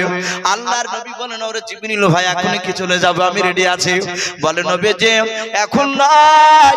সাদাতে আল্লাহর নবী বলেন, জিবরিল ভাই আমি কি একা যাব না আমার সঙ্গে আর কেউ যাবে? জিবরিল বলে, হুজুর গো আপনার সাথে অন্য কোনো মানুষ যাবে না, একটা মানুষ যাবে। কে? বলে আপনার জানের বন্ধু আবু বকর। আল্লাহ রাসূল বলেন, ওরে জিবরিল ভাই এখন কি যাওয়া লাগবে? বলে না, কখন যেতে হবে এটা জানি না, কিন্তু আল্লাহ এতটুকু বলেছে, হে জিবরিল যাও যাও আমার দোস্ত হাবিবুল্লাহকে জানিয়ে দাও তার বন্ধু আবু বকর আর বিশ্ব নবীকে মক্কা ছেড়ে মদিনা চলে যাওয়া লাগবে। যেদিন আমি আল্লাহ বিশ্ব নবীকে আমি তোমার দ্বারা যখন আমি যেতে বলবো, আমি তোমাকে হুকুম দেব আর নবীজিকে বলে আসবা। ওই সময় তার বন্ধু আবু বকরকে ডেকে নিয়ে চলে যাবে। আল্লাহর নবী কথাটা শোনার পর জিবরিল অদৃশ্য হয়ে গেলেন। যাওয়ার কিন্তু ডেট তারিখ বললেন না, 1 মাস পর যাবে না, 6 মাস পর যাবে না, সব বললেন না। শুধু বললেন যেদিন আল্লাহর অর্ডার হবে সেদিন এসে বলে যাব। আল্লাহর নবী আর থাকতে পারলেন না, দৌড়ে এসে আবু বকর বাড়ি এসে বলেন, ওরে আমার বন্ধু আবু বকর কিছুক্ষণ আগে জিবরিল এসেছিলেন। বলে হুজুর কি বললো? বলে আল্লাহর নবীজি ডাক দিয়ে বলে, জিবরিল ভাই তোমাকে আর আমাকে মক্কা ছেড়ে মদিনায় চলে যাওয়া লাগবে। আবু বকর আর পেছন দিকে তাকালেন না। বলে হুজুর লব্বেক রাসূলুল্লাহ, হুজুর আমি উপস্থিত আছি, রেডি আছি, বলেন এখন যেতে রাজি আছে। আল্লাহ রাসূল বলেন, আবু বকর আমি জিবরিল ভাইকে জিজ্ঞাসা করেছে, জিবরিল বলে নাই, শুধু বলেছে আল্লাহর যেদিন অর্ডার হবে সেদিন আপনাকে এসে বলবো আর সেদিন তোমাকে ডেকে নিয়ে শুনে যাবো। আবু বকর আবু বকর বলে, হুজুর আর কিছু বলা লাগবে না। বিশ্বনবী আবু বকরকে বলে বাপ যে আবার বাড়িতে চলে গেলেন। দিনের দাওয়াত দেয় থাকার দাওয়াত দেয় থাকে, এভাবে থাকতে থাকতে বাবা আল্লাহর নবীজির বন্ধু আবু বকর বিশ্ব নবীজির কথা সেদিন থেকে শোনার পর আর বিছানাতে ঘুমাই নাই। আল্লাহ দরদি নবীর বন্ধু আবু বকর উনি জানেন কেন শুনেছেন মক্কা থেকে মদিনায় যাওয়া লাগবে রাসূলকে নিয়ে। মক্কা থেকে মদিনায় যদি যেতে যায় মক্কার কাফিরদের চোখের আড়াল করে পানিয়ে যাওয়া লাগবে। তাই আল্লাহ রাসূল হয়তো দোকানে দিনের বেলায় খাবার নিতে পারা যাবে না। তাই আবু বকর কিছু বাবনি খাজুর গোলক সুন্দর করে পুটলায় বেঁধে নিলেন একটা কাপড়ে। আল্লাহ নবীর বন্ধু বাবা আবু বকর একটা চামড়ার মুশুকে পানি নিলেন। আমার রাসূলকে পিপাসা লাগলে নবীকে পানি দেব, নবী পানি পান করবে। হযরত আবু বকর তার বিবির নাম রুম্মান। এই রুম্মান বিবিকে ডাক দিয়ে আবু বকর বললেন, ওরে বিবি রুম্মান, শুনে নাও, আল্লাহর রাসূল আমার সঙ্গে মক্কা থেকে মদিনায় যাওয়ার পথে নবীর পা দুখানা ফুলে যাবে, ব্যথা হবে, নবী আমার ক্লান্ত হয়ে যাবে রে আমার বিবি রুম্মান। শুনে নাও, আমার রাসূল আরাম করবে, সেই সময় নবী আমার মাটিতে শুয়ে থাকলে কষ্ট পাবে। এই বলে বাবা আবু বকর খাজুর গাছের ছোবাকে মোলাম করে বাবা ছোট্ট করে একটা গাদলা তৈরি করলেন। ওই গাদলা তৈরি করে সব পুটলার আকারে বাপ যে একটা বড় করে পুটলা আপনার করে নিলেন। রাত্রি বেলায় এশার নামাজ পড়ে বাবা আল্লাহ রাসূলের বন্ধু আবু বকর নবীর কাছ থেকে দোয়া নিয়ে বাড়ি এসে তার বিটি আসমা, আবু বকরের বিটি হযরত আয়েশা সিদ্দিকা রাদিয়াল্লাহু তাআলা আনহুম আজমাইন, আর তার জনম দক্ষিণী মা রুম্মান, এরা তিনজনাই আবু বকরের পুটলা এত ভারী ছিল একা তুলতে পারতেন না। সবাই মিলে ফজরের বাপটি নাই এশার নামাজের পর বাড়িতে আসতেন, তুলে দিতেন।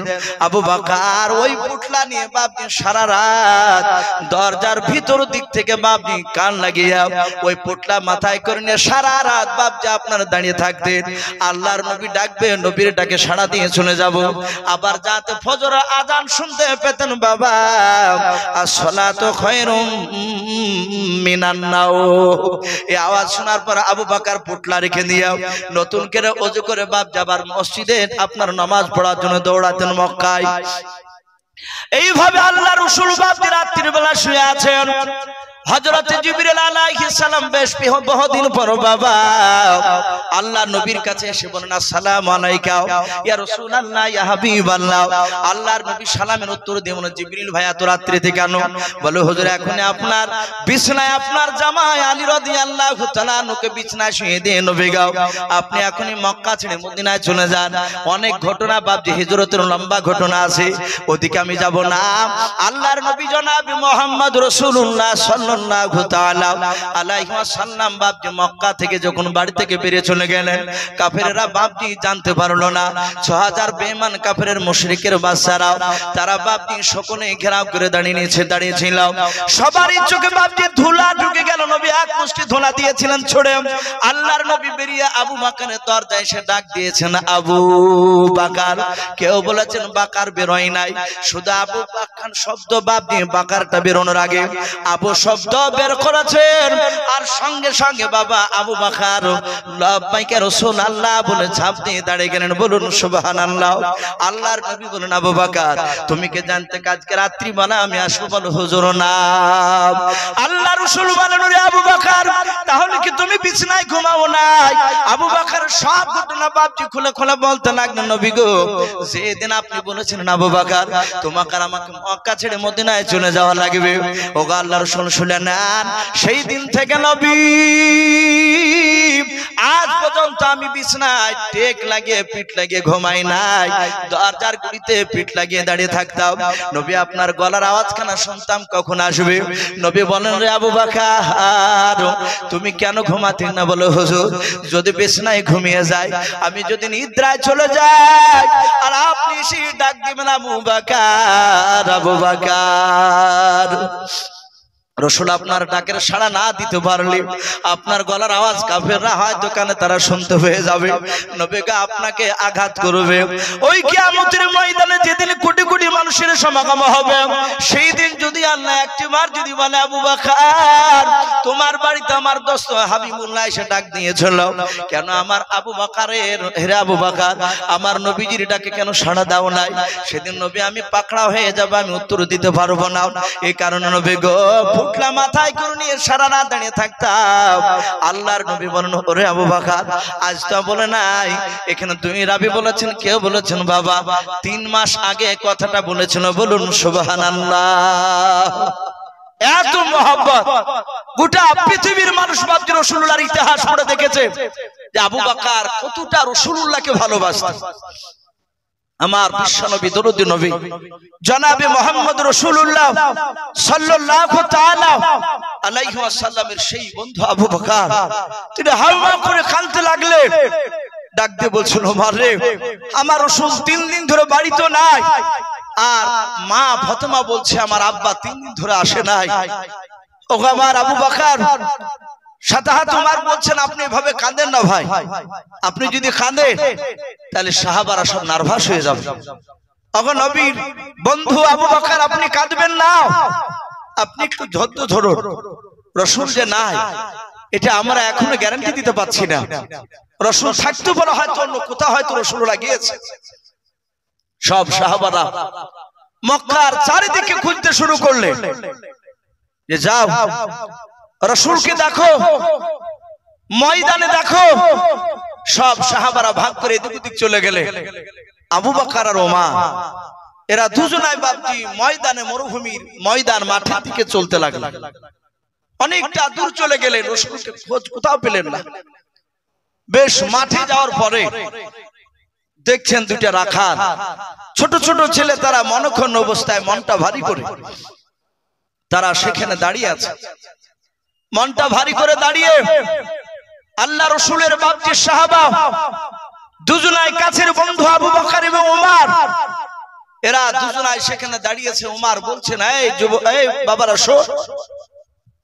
বাচ্চা ছেলে দুটো বলে কে গো চাচা, কেন ডাকছেন আমাদেরকে বলুন। আবু বকর বলে বাবা আমার দয়ার রাসূলকে কে তোমরা এই ময়দানের দিকে এদিকে আসতে দেখেছো বলো। ওই বাচ্চা দুটো ডাক দিয়ে বলল চাচা আমরা দয়ার রাসূলকে চিনি না, নবীকে চিনি না, কিন্তু আমরা 3 দিন ধরে পেরেশান অবস্থায় আছি, চরম চিন্তিত হয়ে আছি। বলে কেন বাবা? বলে চাচা ওই দেখেন গুহাটা দেখতে পাচ্ছেন, জঙ্গল। বলে হ্যাঁ। ওই জঙ্গলের চারিদিকে আপনি কি ওট আর দুম্বা দেখতে পাচ্ছেন? বলে হ্যাঁ। বলে তারা ঘাস খাচ্ছে না, পাতা খাচ্ছে না, দাঁড়িয়ে আছে? বলে দাঁড়িয়ে আছে মাথা নিচু করে। ডাক দিয়ে বলেন চাচা ওই দুম্বা উট গুলো হচ্ছে আমাদের, ছাগল গুলো হচ্ছে আমাদের। সারাদিন 3 দিন ধরে চাচা আজ হতে চললাম ওই দুম্বা উট ছাগলরা তারা একটা ঘাস পর্যন্ত খায় নাই। বলুন সুবহানাল্লাহ। বলে কেন রে বাবা? বলে জানি না, আজ 3 দিন আগে মক্কার এই রাস্তা দিয়ে একটা পাগল এসে গুহার ভিতরে এসে কান্না করেছে, শুধু এতটুকু উম্মতি উম্মতি করে কাঁদছে। ওগো আমার চাচা দয়া করে পাগলটাকে একটু গুহা থেকে নিয়ে আপনাদের এলাকায় নিয়ে চলে যান, সারাদিন খাই নাই, আবার বাড়িতে নিয়ে যায় দুম্বাগুলোকে। আবার বাড়ি থেকে সোজা দৌড়ে এসে গুহার কাছে এসে কাঁদে। ওই লোকটা কাছে ও কান্না করতেছে রে চাচা দয়া করে নিয়ে যান। আল্লাহর থাকতে পারলেন না নবী আমার নয় রাসূলের বন্ধু আবু বকর ওমর দুই বাচ্চাকে বুকের সাথে জড়িয়ে ধরে বলেন বাবা আলহামদুলিল্লাহ আমার রাসূল এখনো জিন্দা। বলুন সুবহানাল্লাহ। বলো বাবা রাসূল যে বেঁচে আছে এটা আমরা একটু জানতে পেরেছি। সাহাবারা সবাই ডাক দিয়ে বাপজি চলে গেলেন নবীর কাছে। আল্লাহর রাসূল সাল্লাল্লাহু তাআলা আলাইহি ওয়াসাল্লাম সিজদায় পড়ে কান্না করেছেন, আমার উম্মত জাহান্নামে যাবে, আমি রাসূল সহ্য করতে পারবো না। আল্লাহর নবীজির বন্ধু আবু বকর কে বলেন আসসালামু আলাইকা ইয়া রাসূলুল্লাহ ইরফাউ রাসাকা। ওগো আল্লাহর নবী আর চিন্তা করবেন না, কাঁদবেন না, নবী আর মাটিতে সিজদা দিবেন না, নবী আপনি তাড়াতাড়ি মাথাখানা উত্তোলন করুন, আপনি উঁচু করুন। নবী আবু বকরের কথা শুনেন নাই, ওমর হাত দিয়ে বলছেন নবী আপনার সাহাবা ওমর। ওগো আল্লাহর নবী আপনি আর কাঁদবেন না, নবী যে তাড়াতাড়ি সিজদা থেকে মাথা উঠা। ভাই আমার বিশ্বদরদি নবী এইভাবে সব সাহাবা কাঁদছেন আর রাসূল উঠে না, শুধু কাঁদছেন আমার উম্মত জাহান্নামে চলে গেলে আমি রাসূল সহ্য করতে পারবো না, আমি থাকতে পারবো না। ভাই সেই নবী জাহান্নামের আগুন থেকে কি করে উম্মত বাঁচবে এই নিয়ে বাপজি রাসূল 23 বছর কেঁদেছে, আজ আমরা চিনতে পারি না। ভাই এখানে অনেক বাপজি ভাই রয়েছে, মা বোনেরা রয়েছে, রাত্রি প্রায় 12টা বাজতে চলল। আপনারা সকলেই জানেন যে আপনারা এই মুফতি এই বাপজি সাহেব জয়নুল আবেদিন সাহেব মসজিদের ইমাম, আমি শুনলাম মসজিদে মসজিদে পুরানো মসজিদকে ভেঙে আবার নতুন করা হয়েছে। অনেক কাজ বাকি আছে মসজিদে, দেখলাম প্লাস্টার সবটা হয়নি, রং করা হয়নি, দরজা লাগানো হয়নি। ভাই আমরা উঠবো না ভাই, আর কিছুটা বসি, রাত্রি অনেক হয়েছে, খাটাহাটি শরীর, এটা আমও জানি। তো ভাই আমার পূর্বেকার বক্তা উনি কালেকশন করেছেন, আপনাদের কাছে আদায় করেছে ৫,০০০, ১০,০০০, ১,০০০, ৫০০ এইভাবে বাবজি চেয়েছে। ভাই আমি আপনাদেরকে অনুরোধ করব, আমাকে কমিটি ভাই, তারপরে যিনি আমাকে এখান থেকে দাওয়াত করেছেন মাওলানা মুফতি সাদিকুল সাহেব, আপনাদের যে এখানকার এই মাদ্রাসার শিক্ষক, উনি বলেন ইসু ভাই একটু আপনিও শেষের বেলা একটু চাইবেন, দেখবেন মানুষ দিবে আমাদের মসজিদে। ভাই আপনারা অনেকে দিয়েছেন বাবজি, ভাই মা বোনেরা, হরকতে বরকত হয়, ইমানদার একবার দিয়ে বাবজি বন্ধ হয় না। ইমানদাররা কলা গাছের মতো, কলা গাছকে যত কাটবে তত বাবজি বেরোয়। তাই এখানে অনেক বাবজি ভাই আছে, গভীর রাত্রি বেলায় আল্লাহ রাব্বুল আলামিন তার রাসূল বলেছেন যত রাত্রি হয় তত আল্লাহ নিচু আসমানে নেমে আসে, এসে ডাক দেয়, বলে বান্দা তোমরা আমার কিছু দোয়া চাও, রুজি চাও, আমি আল্লাহ তোমাদেরকে দেব। জাহান্নামের আগুন থেকে যদি নাজাত চাও, আমি আল্লাহ নাজাত দিয়ে দেব। তা ভাই রাত্রি অনেক হয়ে গেছে, আল্লাহ নিশ্চয় আমাদেরকে দেখতে পাচ্ছে, একেবারে নিচে নেমে এসে। তাই অনুরোধ করবো ভাই, আমি আপনাদের কাছে ৫,০০০, ১০,০০০ চাইবো না। এখানে অনেক বাবজি ভাই মা বোনেরা পর্দার আড়াল থেকে শুনছে, আমি দেখতে চাই ভাই একেবারে অল্প, বেশি নয়, ১,০০০ করে টাকা। ভাই কোন আল্লাহর বান্দা ১০ জন ব্যক্তি আশারায়ে যে মুবাশশারা বলা হয়, আমার বিশ্বনবী দুনিয়ার বুকে জিন্দা অবস্থায় ১০ জন ব্যক্তিকে জান্নাতের খুশখবরি শুনিয়েছিলেন। আমরা যারা বলি অনেকে যে জান্নাতে সার্টিফিকেট দিয়েছিলেন, সে তাদেরকে বাবজি আশারায়ে মুবাশশারা বলা হয়। ভাই ওনাদের সাথে থাকার জন্য দোয়া করব, আল্লাহ যেন আপনাদেরকে সেই ইন্তেকাল করার পর যেন তাদের সাথে করে জান্নাতে যেন রেখে দেয়, বলুন আল্লাহুম্মা আমিন। ভাই বেশি নাই, ১,০০০ করে টাকা। কোন আল্লাহর যুবক বান্দা, কোন বাবজি, কোন মুজাহিদ যদি আপনার কাছে না থাকে একটু ওয়াদা করুন ভাই, ১,০০০ করে টাকা, বেশি নয়, ১০ জন ব্যক্তির কাছে আমি চেয়েছি।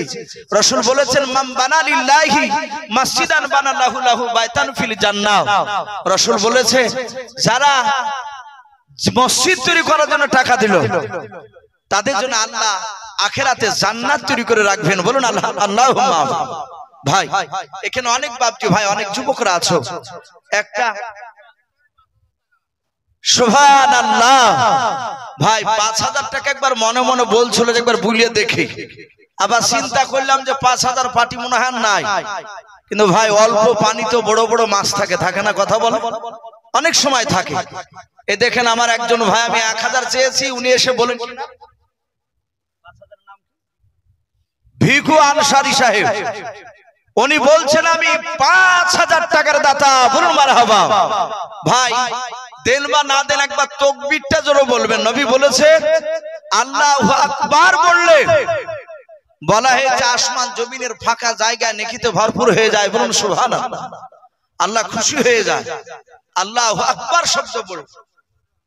তাই আমি আপনাদেরকে অনুরোধ করব ভাই, না দিলেও আল্লাহু আকবারটা বলবে, বলেন নারে তাকবীর। ভিখু আনসারী ভাই আমার, উনি বলছেন আমি ৫,০০০ টাকার দাতা, বলুন মারহাবা। আল্লাহ তার ৫,০০০ টাকার দানকে আল্লাহ কবুল করুন। ভাই একটু ছোট্ট করে দোয়া করে আল্লাহুম্মা আমিন। রব্বানা যালামনা আনফুসানা ওয়া ইল্লাম তাগফির লানা ওয়া তারহামনা লানাকুনান্না মিনাল খাসিরিন।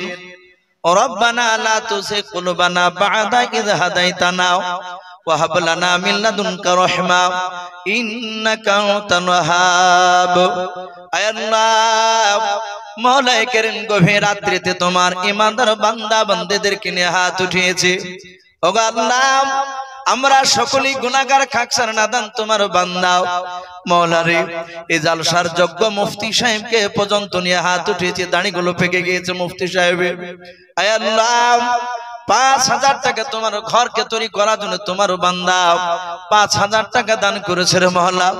আমি 1,000 করে 10 জনের কাছে চেয়েছিলাম, আয় আল্লাহ ভেকনসারি সাহেব 5,000 টাকা দিয়েছে মহল্লা। তুমি তার 5,000 টাকার দানকে কবুল করে নিয়ে মহল্লা, তুমি তার আত্মীয় স্বজন কবরের আযাব গুলো তুমি মাফ করে দাও। আয় আল্লাহ মওলাই কারীম, তুমি যদি আল্লাহ দেওয়ার যদি মানসিকতা যদি তুমি তৈরি করে দাও, শয়তান বাধা দিয়ে রুখতে পারবে না। আয় আল্লাহ তাই তোমার বান্দাদের আল্লাহ যারা দান করেছে, যারা করতে পারে নাই, তুমি তাদের সকলের দানকে তুমি কবুল করে নিয়ে মওলা সকলের আত্মীয় স্বজন কবরের আযাব তুমি মাফ করে দাও। এই দোয়াটুকু নবীর ওসিলা করে বলি কবুল করে নাও। ওয়া সাল্লাল্লাহু তাআলা আলা খায়রিল কালকি মুহাম্মাদি ওয়া আলা আলিহি ওয়া সাহাবি আজমাইন বিরহমাতিকা ইয়া আরহামার রাহিমিন। বলেন নারে তাকবীর। ভাই একটু আসো ভাই, একটা 5,000 টাকা হয়েছে ভাই। আমি 10,000 নয়, আমি 10 জন ব্যক্তিকে 1,000 করে চেয়েছি ভাই। এখানে অনেক যুবক ভাইয়েরা আছো, শোনা আসো ভাই। একটা রেস্টুরেন্টে দোকানে গিয়ে বাপজি দুটো যুবক মিলে খেতে গেলে 1,000 টাকার উপরে বিল হয়ে যায়। সেদিন আমাকে শোনাছিলেন ওই আপনার ওই আমতলার দিকে নাকি বলে একটা রেস্টুরেন্ট খুলেছে, নাম রেখেছে তেজ পাতা, বুঝলেন? আমি শুনে অবাক, অধিক জাল সাথে যায় তো যাই কই সর রেস্টুরেন্টের দিকে হয়তো অতটা লক্ষ্য করি না। তা বলছে যে হুজুর একদিন যায় দেখেন, তা বলছেন যে ভাই ওসব জায়গায় ডাকিস না ভাই। তো বলছে হুজুর আমরা গেছিলাম, বিরাট ব্যাপার। তো বলছে যে 2,000 টাকার উপরে বিল হয়েছে দুজনের খাবার খেতে যে। তো ভাই এরকম ভাবে অনেক যুবক ছেলেদের টাকা অনেক রেস্টুরেন্টে বাপজি খরচ হয়ে যায়। একটু আসি আল্লাহর ঘরকে তৈরি করার জন্য ভাই 1,000 করে টাকা একটু ঝটঝট করে একটু নামটা লিখায়। আর আল্লাহ কোরআন পাকে বলেছেন ওমা খলাকনাকুম আজওয়াজা, আল্লাহ বলেছেন আমি জোড়া জোড়া তৈরি করেছি। তো এই ভিকো আনসারী ভাইয়ের যদি কেউ জোড়া থাকেন আর 5,000 টাকা ভাই, আর একজন যদি থাকেন ইনশাআল্লাহ আমি একটু আবদার করছি ভাই আপনাদের কাছে যদি থাকেন তাহলে দিবেন, আর যদি না থাকে তাহলে তো বাপজা জোর করে আপনার পাওয়া যাবে না। তো কমসে কম 1,000 করে টাকা ভাই 10 জন ব্যক্তি একটু আসি ভাই। ওগো মা বোনেরা আমি আপনাদেরকে অনুরোধ করবো, মা বোন আপনারাও যে যা পারবে 200 100 500 1000 মা বোন আপনারা একটু শেষের বেলায় দানের হাতটা একটু বাড়াবেন ইনশাআল্লাহ। আমি কমিটি ভাইকে বলবো ভাই একটু মা বোনদের গেটের কাছে গিয়ে একটু দাঁড়াবেন, আর মা বোনদের গেটের কাছে একটু খাতা নিয়ে দাঁড়াবেন, দেখবেন অনেকে নাম লিখাবে ভাই। একটু আসি। আর 1,000 টাকা দিল ভাই সাইফুল নাকি সাবির রহমান, উনি 1,000 টাকার দাতা, বলুন মারহাবা। আল্লাহ তার 1,000 টাকার দানকে আল্লাহ কবুল করুন, বলুন আল্লাহুম্মা আমিন। এ বেনামিতে দেখো বান্দা কোথায় যে ছিল, আল্লাহ নাম শুনে দেখো 100 টাকা দিলাও। 100 টাকা বলে মালা করিও না হে নাও, নেকের খাতায় মোলা লিখিও গো মেলাও। যার সাথে যে নিয়াতে করিয়াছে দান, দানকে কবুল করো তুমি সুবহান। ওগো বাড়ি দোয়া করি ওগো পাক বাড়ি, মিজানেতে নেকির পাল্লা করে দিও ভারী, আল্লাহুম্মা আমিন। নারে তাকবীর। ভাই আসো ভাই একটু ঝটঝট করে আসো ভাই, বেশি নয় 1,000 করে টাকা ভাই, কাছে না থাকলে একটু ওয়াদা করো আল্লাহর ঘরকে তৈরি করার জন্য। আল্লাহ রাসূল বলেছেন কিয়ামতের ময়দানে সব ধ্বংস হয়ে যাবে, কিন্তু এই মসজিদ ধ্বংস হবে না। আর মাদ্রাসা এরা অক্ষত অবস্থায় আল্লাহর কাছে উঠে গিয়ে তারা সাক্ষী দিবে। মাশাআল্লাহ। কিতাব ভাই আমার বাড়ি কোথায়? কম্বরপুর। উনি বলছেন 1,000 টাকার দাতা, বলুন মারহাবা। এই কিতাব নামে দেখো বান্দা কোথায় যে ছিল কে না ছিল দেখো দানে বোঝা গেল। এ জগ বাপে জগ বেটা কিতাব এখানে আসিয়া 1,000 টাকা দানিল মসজিদ বানাবো বলিয়াও। যে আশাতে যে নিয়াতে করিয়াছে দান, দানকে কবুল করো তুমি সুবহান। ওগো বাড়ি দোয়া করি ওগো পাক বাড়ি, মিজানেতে নেকির পাল্লা করে দিও ভারী, আল্লাহুম্মা আমিন। ভাই আসে আমি আপনাদেরকে বেশি কষ্ট দিব না, 15 মিনিট ভাই আমি একটু আপনাদের কাছে একটু অনুরোধ করবো ভাই।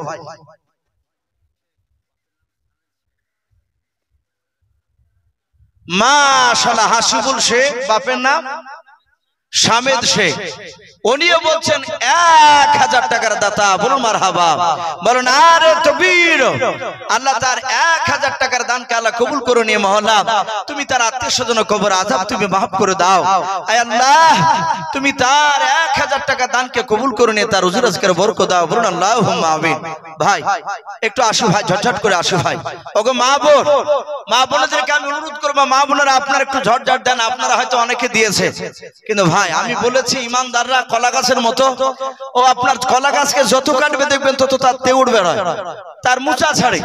তাই ভাই ইমানদার তার একবার দিয়ে বন্ধ হয় না। একটু আসো ভাই, আজ আপনাদের কাছে আমি জান চাইনি যে যুদ্ধের ময়দানে চলে এই চলের কথা বলি নাই। আল্লাহ রাসূলের জামানায় সাহাবায়ে কেরামরা তারা নবীজির দরবারে তারা জান কুরবান দেওয়ার জন্য তারা প্রতিযোগিতা করতেন, বলুন সুবহানাল্লাহ। জান প্রতিযোগিতা দেওয়ার করার জন্য, কুরবান দেওয়ার জন্য, যে আমি যাব ওখানে যে মৃত্যুবরণ করব। আমার বিশ্বনবী সেই জামানায় তারা জান দিত। আজ জান নাই বাপজি, কিছু মাল কিছু টাকা। একটু আসো ভাই, আমরা কেউ খালি হাতে যাব না ইনশাআল্লাহ।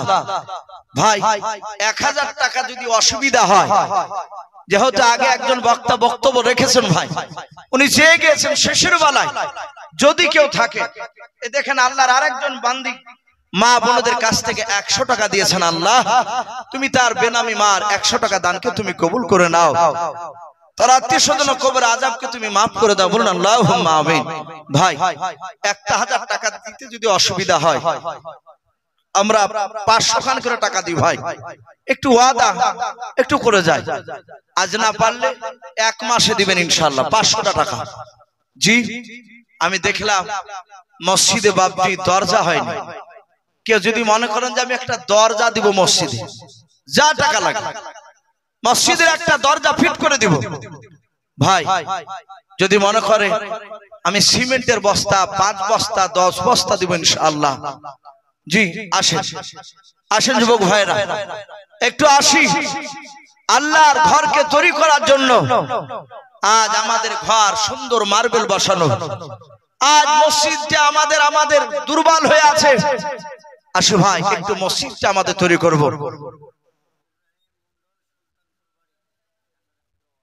ইব্রাহিম মন্ডল সুলতানপুর বাড়ি, উনি 1000 টাকার দাতা, বলুন মারহাবা, বলেন নারে তাকবীর। ইব্রাহিম মন্ডল নামে দেখো বান্দা কোথায় যে ছিল, আল্লাহ নাম শুনে দেখো 1000 টাকা দিলাও। 1000 টাকা বলে মল করিও না হেলাও, নেকের খাতায় মলা লিখিও গো মেলাও। যার সাথে যে নিয়াতে করিয়াছে দান, দানকে কবুল করো তুমি সুবহান। আর দোয়া করি মলা তাহার জন্নতে, সুখে শান্তি রেখো তুমি দুনিয়ার বুকে, আল্লাহুম্মা আমিন। ভাই একটু আসো ভাই, সিমেন্টের বস্তা কি হবে না ভাই? 5 বস্তা না পারলে 1 বস্তা করে দিই ভাই। জি আর একটা বাপজি ভাইয়ের কাছে আমি একটা দরজার আবেদন করছি ভাই, ঘরের দরজা, একটা দরজা বিশেষ দরকার। তাই দেরি না করে একটু ঝটঝট করে আসি। আমরা অনেকে হয়তো বিরক্ত বোধ করছি যে এর আগে একবার আদায় করলে আবার কেন আদায় করছি। ভাই আদায় করতে গেলে ওয়াজের একটু কষ্ট হয়, তাই অনুরোধ করব ভাই একটু তাড়াতাড়ি আসে। আল্লাহর ঘরকে তৈরি করার জন্য আমরা অধৈর্য হারা হব না।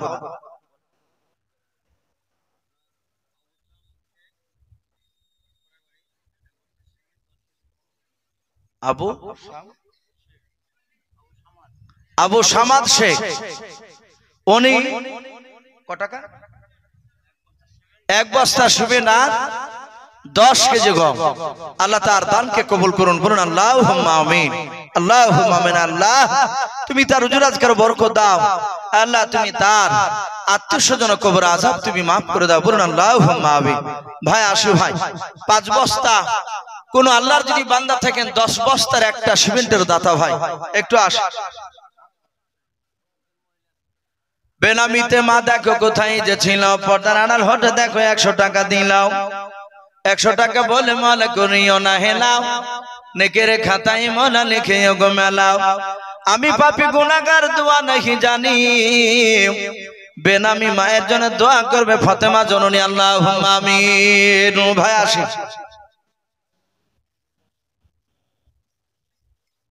320 টাকা আমার মা বোনদের কাছ থেকে বেনামিতে মা আমার 300 কোটি টাকা দিয়েছেন আল্লাহ, তুমি তার 300 কোটি টাকা দানকে কবুল করুন, তাদের আত্মীয় স্বজন কবর আযাবকে তুমি মাফ করে দাও, বলুন আল্লাহুম্মা আমিন।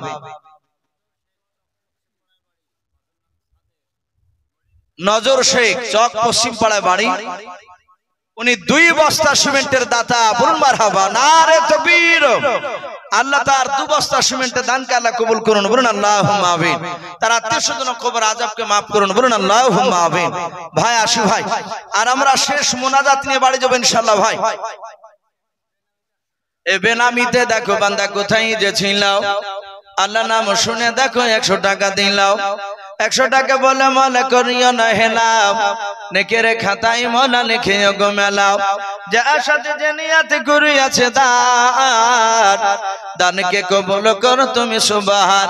ওগো বারে দোয়া করি ওগো পাক রব্বানা, জান্নাতে খেলায়ও তুমি আঙ্গুর বেদানা, আল্লাহুম্মা আমিন। ভাই আসো ভাই, যার শেষ ভালো তার সব ভালো। আসি ওগো মা বোন, মা বোন আমি আপনাদের কাছ থেকে 500 টাকার দাতা একটাও পাইলাম না। ওগো মা বোন, আমি অনুরোধ করব, অনেক জায়গার মা বোনেরা নাকের কানের সোনার পর্যন্ত আল্লাহর ঘর, নবীর ঘর তৈরি করার জন্য দেয়, এখানে একটা মা বোন কি হবে না নাকের কানের একটা কেউ দেওয়ার মতো মা বোন, সোনার জিনিস আল্লাহর ঘরকে বানানোর জন্য? ইসুফ আলী শেখ ওরফে রিঙ্কু শেখ, সুবহানাল্লাহ, বলেন নারে তাকবীর। ভাই আরেকবার জোরে দেন নারে তাকবীর। এই রিঙ্কু শেখ, ভালো নাম ইউসুফ আলী, ওনাকে রিঙ্কু বলে ডাকে। উনি বলছেন 5000 টাকার দাতা, বলুন মারহাবা। আল্লাহ তুমি রিঙ্কু শেখের 5000 টাকার দানকে আল্লাহ কবুল করে নিয়ে মহল্লা, তুমি তার আত্মীয় স্বজন কবর আযাবকে তুমি মাফ করে দাও।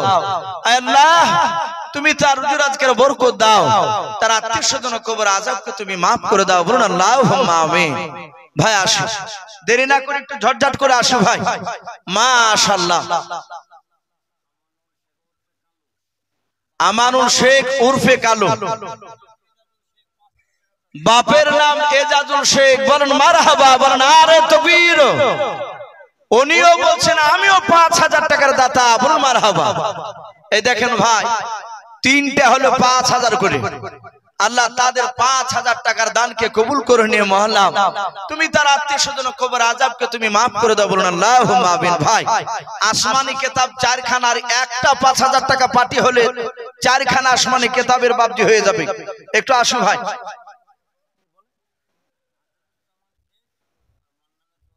হাসানুজ্জামান শেখ তার মায়ের নামে দোয়ার জন্য কত 1000 টাকার দাতা, বলুন মারহাবা, নারে তাকবীর। হাসানুজ্জামান দেখো বান্দা কোথায় যে ছিলাও, মায়ের নামে এসে দেখো 1000 টাকা দিলাম, 1000 টাকা বলে মনে করিও না হেলাম, নেকের খাতায় মোলা লিখিও গো মেলাও, যার সাথে যে নিয়তে করিয়াছে দান, দানকে কবুল করো তুমি সুবহান। আর দোয়া করি যেন হাসানুজ্জামান ভাইয়ের মায়ের জন্য সুখে শান্তি রেখে তুমি কবর বুকে দাও, আল্লাহুম্মা আমিন। লোকমান শেখ, যাক নামটা লোকমান হয়তো লেকমান বলে ডাকে, লেকমান শেখ নামে দেখো বান্দা কোথায় যে ছিলাও, আল্লাহ 500 টাকা দান দিলে মসজিদ বানাবো বলে মহল্লা অসুস্থ মানুষ, আল্লাহ লোকমান শেখের জন্য দোয়া করে রে মহল্লা, 500 টাকার পরিবর্তে তার বেমার থেকে শেফা দান করো, বলুন আল্লাহুম্মা আমিন। আল্লাহ তুমি তাকে অসুস্থ থেকে সুস্থতা দান করো মহল্লা, তার আত্মীয় স্বজন কবর আযাব তুমি মাফ করে দাও, বলুন আল্লাহুম্মা আমিন। ভাই ঝটঝট করে আসো ভাই। জি আর একটা হবে না ভাই, আর একটা 5000 টাকার দাতা কোন কমিটি লোকের, ভাই এখানে অনেক যুবক কমিটিরা আছে ভাই, টাকা তো অনেকে দিচ্ছে কিন্তু কমিটি লোকের নাম একটা শুনতে পাইনি। ও কমিটি ভাইরা, যুবক ভাইরা যে কমিটি আছো ভাই, তোমরা পারলে 5000 না হলে 1500 টাকা দাও ভাই। অনেক কমিটি ভাই আছে হয়তো টাকাওয়ালা, আবার অনেকে গরিব আছে ভাই, এই জন্য 5000, 1000 আর 500 টাকা ভাই কমিটি লোক যা আছে, কেউ ভাই আমরা খালি হাতে যাব না ইনশাআল্লাহ। মাশাআল্লাহ মাজিদুল শেখ পিপিড়া পরিবারী, উনি বলছেন 2000 টাকার দাতা, বলুন মারহাবা। আল্লাহ তার 2000 টাকার দানকে আল্লাহ কবুল করুন, বলুন আল্লাহুম্মা আমিন। আল্লাহ যারা দান করছে, যারা করতে পারে নাই, ওগো মালিক তুমি সকলকে রাসূলুল্লাহর চেহারা না দেখে মওত দিও না, বলুন আল্লাহুম্মা আমিন, আল্লাহুম্মা আমিন। ভাই একটু তাড়াতাড়ি আসো ভাই। ওগো মা বোন, আচ্ছা মা বোনেরা সবাই চলে গেছে নাকি? একটা মা বোনের আওয়াজ পাওয়া যাচ্ছে না। মা বোন কমিটি লোকেরা গিয়েছে, আপনারা যে যা পারবেন 100, 250, 500, 1 বস্তা 2 বস্তা সিমেন্ট একটু নাম লিখা ইনশাআল্লাহ। আসু ভাই, ওগো মা বোন, ওগো বাপজি ভাই, দেরি না করে একটু ঝটঝট করে আসি। শোনা, আমরা আল্লাহ ঘরকে তৈরি করার জন্য একটু দিয়ে যাই। এ দেখেন রাত্রি 12:15 বাজতে চললো ভাই, অনেক রাত্রি হয়েছে। আমি আপনাদেরকে 15 মিনিট কষ্ট দিব বলেছিলাম ভাই, একটু আসি। হাশেম আনসারী, বাপের নাম কাজেম আনসারী, উনি মারা গিয়েছে। সুবহানাল্লাহ, বলেন নারে তাকবীর। উনি ওনার আব্বার জন্য 10 বস্তা সিমেন্টের দাতা, বলুন মারহাবা। আরো জোরে বলুন মারহাবা। আল্লাহ তার 10 বস্তা সিমেন্টের দানকে আল্লাহ কবুল করে নিয়ে, ওগো মাওলা সিমেন্ট দিয়ে যেমন ইটকে মজবুত করে দেয়, ওগো মাওলা তুমি তার ঈমানটা তার চেয়ে বেশি মজবুত করে দাও, বলুন আল্লাহুম্মা আমিন। আল্লাহ তুমি তার আত্মশোধন কবর আযাবকে maaf করে দাও, রুজিতে বরকত দাও। আল্লাহ তুমি হায়াতে সেহাতে কুল্লিয়া, আল্লাহ হায়াতে তয়্যিবা তুমি তাকে দান করো, বলুন আল্লাহুম্মা আমিন। ভাই আসি ভাই, ভাই দেরি না করে ভাই, এখানে অনেক বসে আছেন ভাই, অনেকে নড়াচড়া করছেন না। শোনা, তাহলে একটা বস্তাকেরও নাম লিখে দিয়ে যান। আপনারা আজ না নগদ দিতে হবে তা নয়, আপনারা 2 মাসে দিবেন 1 বস্তা সিমেন্টের টাকা ইনশাআল্লাহ। জি দিবেন আর কাজে লেগে যাবে, একদম কাজ চলছে দেখলাম।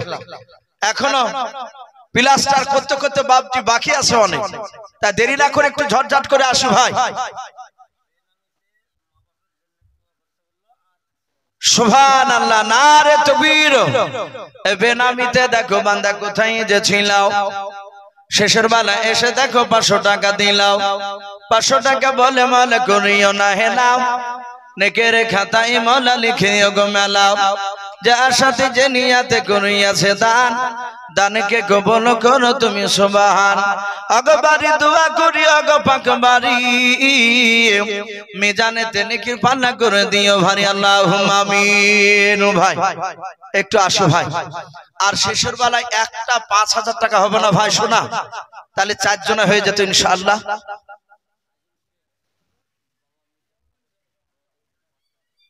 সুবহানাল্লাহ। হাইদুল শেখ, তার বাবা মৃত, তার বাবার জন্য 500 টাকার দাতা, বলুন মারহাবা। আল্লাহ তার 500 টাকা দানকে কবুল করে নিয়ে মহল্লা তুমি তার আব্বার কবর আযাব তুমি maaf করে দাও। আল্লাহ তুমি এখনি কবরটা মুশকে আম্বার দিয়ে ভরিয়ে দাও, তুমি জান্নাতে পোশাক নিয়ে এসে তার শরীরে পরিয়ে দাও, বলুন আল্লাহুম্মা আমিন, আল্লাহুম্মা আমিন। ভাই একটু ঝটঝট করে আসো ভাই। শোনা, আসি, আর আপনাদেরকে বেশিক্ষণ কষ্ট দেব না। আল্লাহর ঘরকে তৈরি করার জন্য ভাই, আমি আর একটা লোক দেখতেছো ভাই, জালসার কোন কমিটি ভাই 5,000 টাকা ভাই আপনাদের মধ্যে হোক কিংবা কমিটির ভাইদের মধ্যে থেকে হোক, আর 5,000 টাকা ভাই একটু দেখতে চাই। আর যারা কমিটিতে নাম লিখেছেন ভাই, অনেকে হয়তো বাড়ি পালিয়ে গিয়ে বসে আছে ভাই, বাড়ি গিয়ে পালিয়ে বসে থাকবেন না ভাই, আসুন। না হলো 1000 নাহলে 500 টাকা করে কমিটি ভাইরা নাম লিখান। যদি কমিটি ভাইরা আজকে জালসা উপলক্ষে যদি 500 করেও যদি লিখায়, আশা করি কমিটিতে কমসে কম না হলে 50টার উপর লোক আছে ভাই। 500 খান করে টাকা লিখালেও 25,000 টাকা হবে। তাই ভাই আসি, আপনাদের মসজিদ আপনাদেরকে দেওয়া লাগবে। শুধু তাইকে থাকলে হবে না যে বাহিরকে লোক এসে দিয়ে যায়, বাহিরকে লোক তো দিবি, তার সাথে সাথে আপনাদের নিজের মসজিদ আপনাদেরকে বেশি বেশি করে আপনাদেরকে দেওয়া লাগবে। তাই ভাই দেরি না করে একটু তাড়াতাড়ি আসি। আমি প্রতিটা কমিটি ভাইকে অনুরোধ করবো ভাই, লজ্জা করব না। আল্লাহ মসজিদকে তৈরি করার জন্য জালসা দিয়েছেন, খুব ভালো কাজ। তার সাথে সাথে আপনারা যে মসজিদের আশিক দিবানা, মসজিদকে যে ভালোবাসে, এটা আপনাদের কিছু নমুনা দেখতে পাওয়া যাবে যদি আপনারা কিছু টাকা যদি দান করেন। ভাই আসি,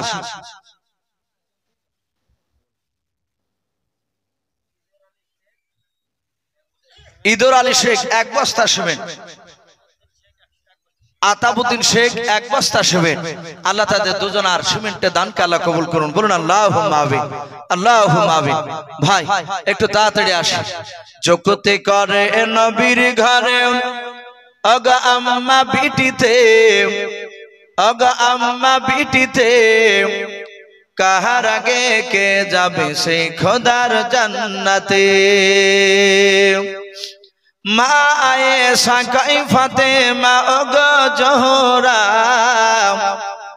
মা আয়েশা কই ফাতেমা ওগো জোহরা, আমি জিনার সঙ্গে নিছে আল্লাহর পিয়ারা। পিতা আমার আবু বকর প্রথমে ইমানদার, অগ প্রথমে ইমানদার, সব বিবিদের চেয়েও বেশি আমার অধিকার। আমার কাছে হাদিসিয়াত, আমার কাছে হাদিসিয়াত নাই কাহার কাছে, অগ নাই কাহার কাছে, কাহার আগে কে যাবে সেই খোদার জান্নাতে। জগতে করে নবীর ঘরে অগা আম্মা বিটিতে, অগা আম্মা বিটিতে, কাহার আগে কে যাবে সেই খোদার জান্নাতে। মা ফাতেমা বলে ও মা ঠিক বলেছো, মা ফাতেমা বলে ও মা ঠিক বলেছো, এত কথার মাঝেও তুমি আসল বলেছো। তোমার কাছে হাদিস আছে, তোমার কাছে হাদিস আছে, আছে বিপন গোর, নাই যে তোমার আছে আমার নবীর দেহের খুন। কেমন স্বামীর খুনকে তুমি রাখবে পিছেতে, অগর রাখবে পিছেতে, তোমার আগে জান্নাত যাব আব্বাজান নবী বলেন যে। জগতে করে নবীর ঘরে অগা আম্মা বিটিতে, অগা আম্মা বিটিতে, কাহার আগে কে যাবে সেই খোদার জান্নাতে। বলেন আরে তাকবীর। ভাই একটু ঝটঝট করে আসো ভাই। এ দেখেন আফাজউদ্দিন ভাই, সব লেখা আছে তো নাকি? সুবহানাল্লাহ। আফাজউদ্দিন ভাই উনি 1000 টাকার দাতা, বলুন মারহাবা। নূরজামান ভাই নগদ 500 টাকা। মইনুল, বুলটো না বুড়ো লেখা আছে প্যাকেটে, ভুট্টো। মইনুল, মাইনুল প্যাকেটে ভুট্টো লেখা আছে, উনি তাহলে মাইনুল, যাক উনি বলছেন 1000 টাকার দাতা, বলুন মারহাবা। ইয়াদুল শেখ 1000 টাকা। শামাউল উনিও বলছেন 1000 টাকার দাতা, বলুন মারহাবা। মহাবুল 1000 টাকা। আশরাফুল শেখ 1000 টাকা। সাইদুল শেখ 1000 টাকা। সিরাজুল মৃত উনি 500 টাকা। মিল্লাল না বিল্লাল, বিল্লাল শেখ উনি 1000 টাকার দাতা। চাহারউদ্দিন 1000 টাকা, বলুন মারহাবা। নারে তাকবীর। আল্লাহ সকলের দানকে কবুল করুন, বলুন আল্লাহুম্মা আমিন। আল্লাহ তুমি তাদের সকলের দানকে কবুল করে নিও। আল্লাহ তুমি তাদেরকে হায়াত তয়্যিবা, সিহাতে কুল্লিয়া দান করো। তাদের আত্মীয়স্বজন কবর আযাবকে তুমি maaf করে দাও, বলুন আল্লাহুম্মা আমিন। এই দেখেন মিনারুল শেখ আতর উনি 1000 টাকার দাতা। শফিকুল উনিও 500 টাকা। মিলন 500 টাকা। মিজারুল 1000 টাকা। কাবিল শেখ 500 টাকা। গোলাম শেখ নাকি উনি 2000 টাকার দাতা, বলুন মারহাবা। সুরমান 1 বস্তা সিমেন্ট। রোহা, রোহাবুল উনি 500 টাকা। জুয়েল 500 টাকা। আমজাদ শেখ 2000 টাকার দাতা, বলুন মারহাবা। নারে তাকবীর। মাশাআল্লাহ। আল্লাহ তুমি তাদের সকলের দানকে কবুল করে নিয়ে মওলা তুমিও তাদেরকে হায়াতে তয়্যিবা সেহাতে কুল্লিয়া দান করো, বলুন আল্লাহুম্মা আমিন। তাদের আত্মীয়-স্বজন কবর আযাবকে maaf করুন, বলুন আল্লাহুম্মা আমিন।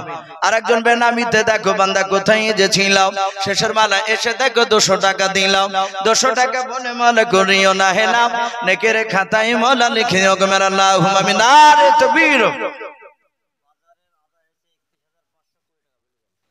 সুবহানাল্লাহ। দেখেন বাজারের মোট আদায়, মানে দোকান বাজার যারা বসেছে ওদের কাছ থেকে মোট আদায় হয়েছে 31,520 টাকা। বলে নারে তাকবীর।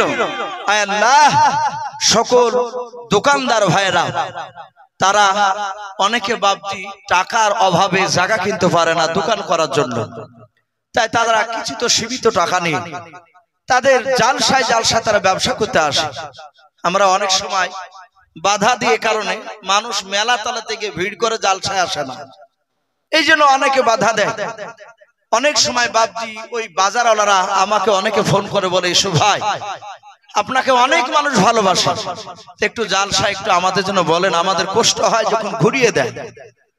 তো ভাই সেই বাজার কমিটি ভাইরা, এই জালসার কমিটি ভাইরা বাজারের কাছ থেকে দোকানওয়ালা ভাইদের কাছ থেকে 31,520 টাকা ওনারা দিয়েছেন। আল্লাহ সকল ব্যবসায়ী ভাইদের দানকে কবুল করে নিয়ে ওগো মাওলা তুমি তাদের ব্যবসায় বরকত দাও, বলুন আল্লাহুম্মা আমিন। আল্লাহ তারা যেন হালাল ভাবে ব্যবসা করতে পারে সেই তুমি তৌফিক করে দাও। আল্লাহ সকল ব্যবসায়ী ভাইদের আল্লাহ তুমি তাদের পূর্ণাঙ্গ তুমি ঈমান দান করো, বলুন আল্লাহুম্মা আমিন, আল্লাহুম্মা আমিন। নারে তাকবীর। বরকুল শেখ,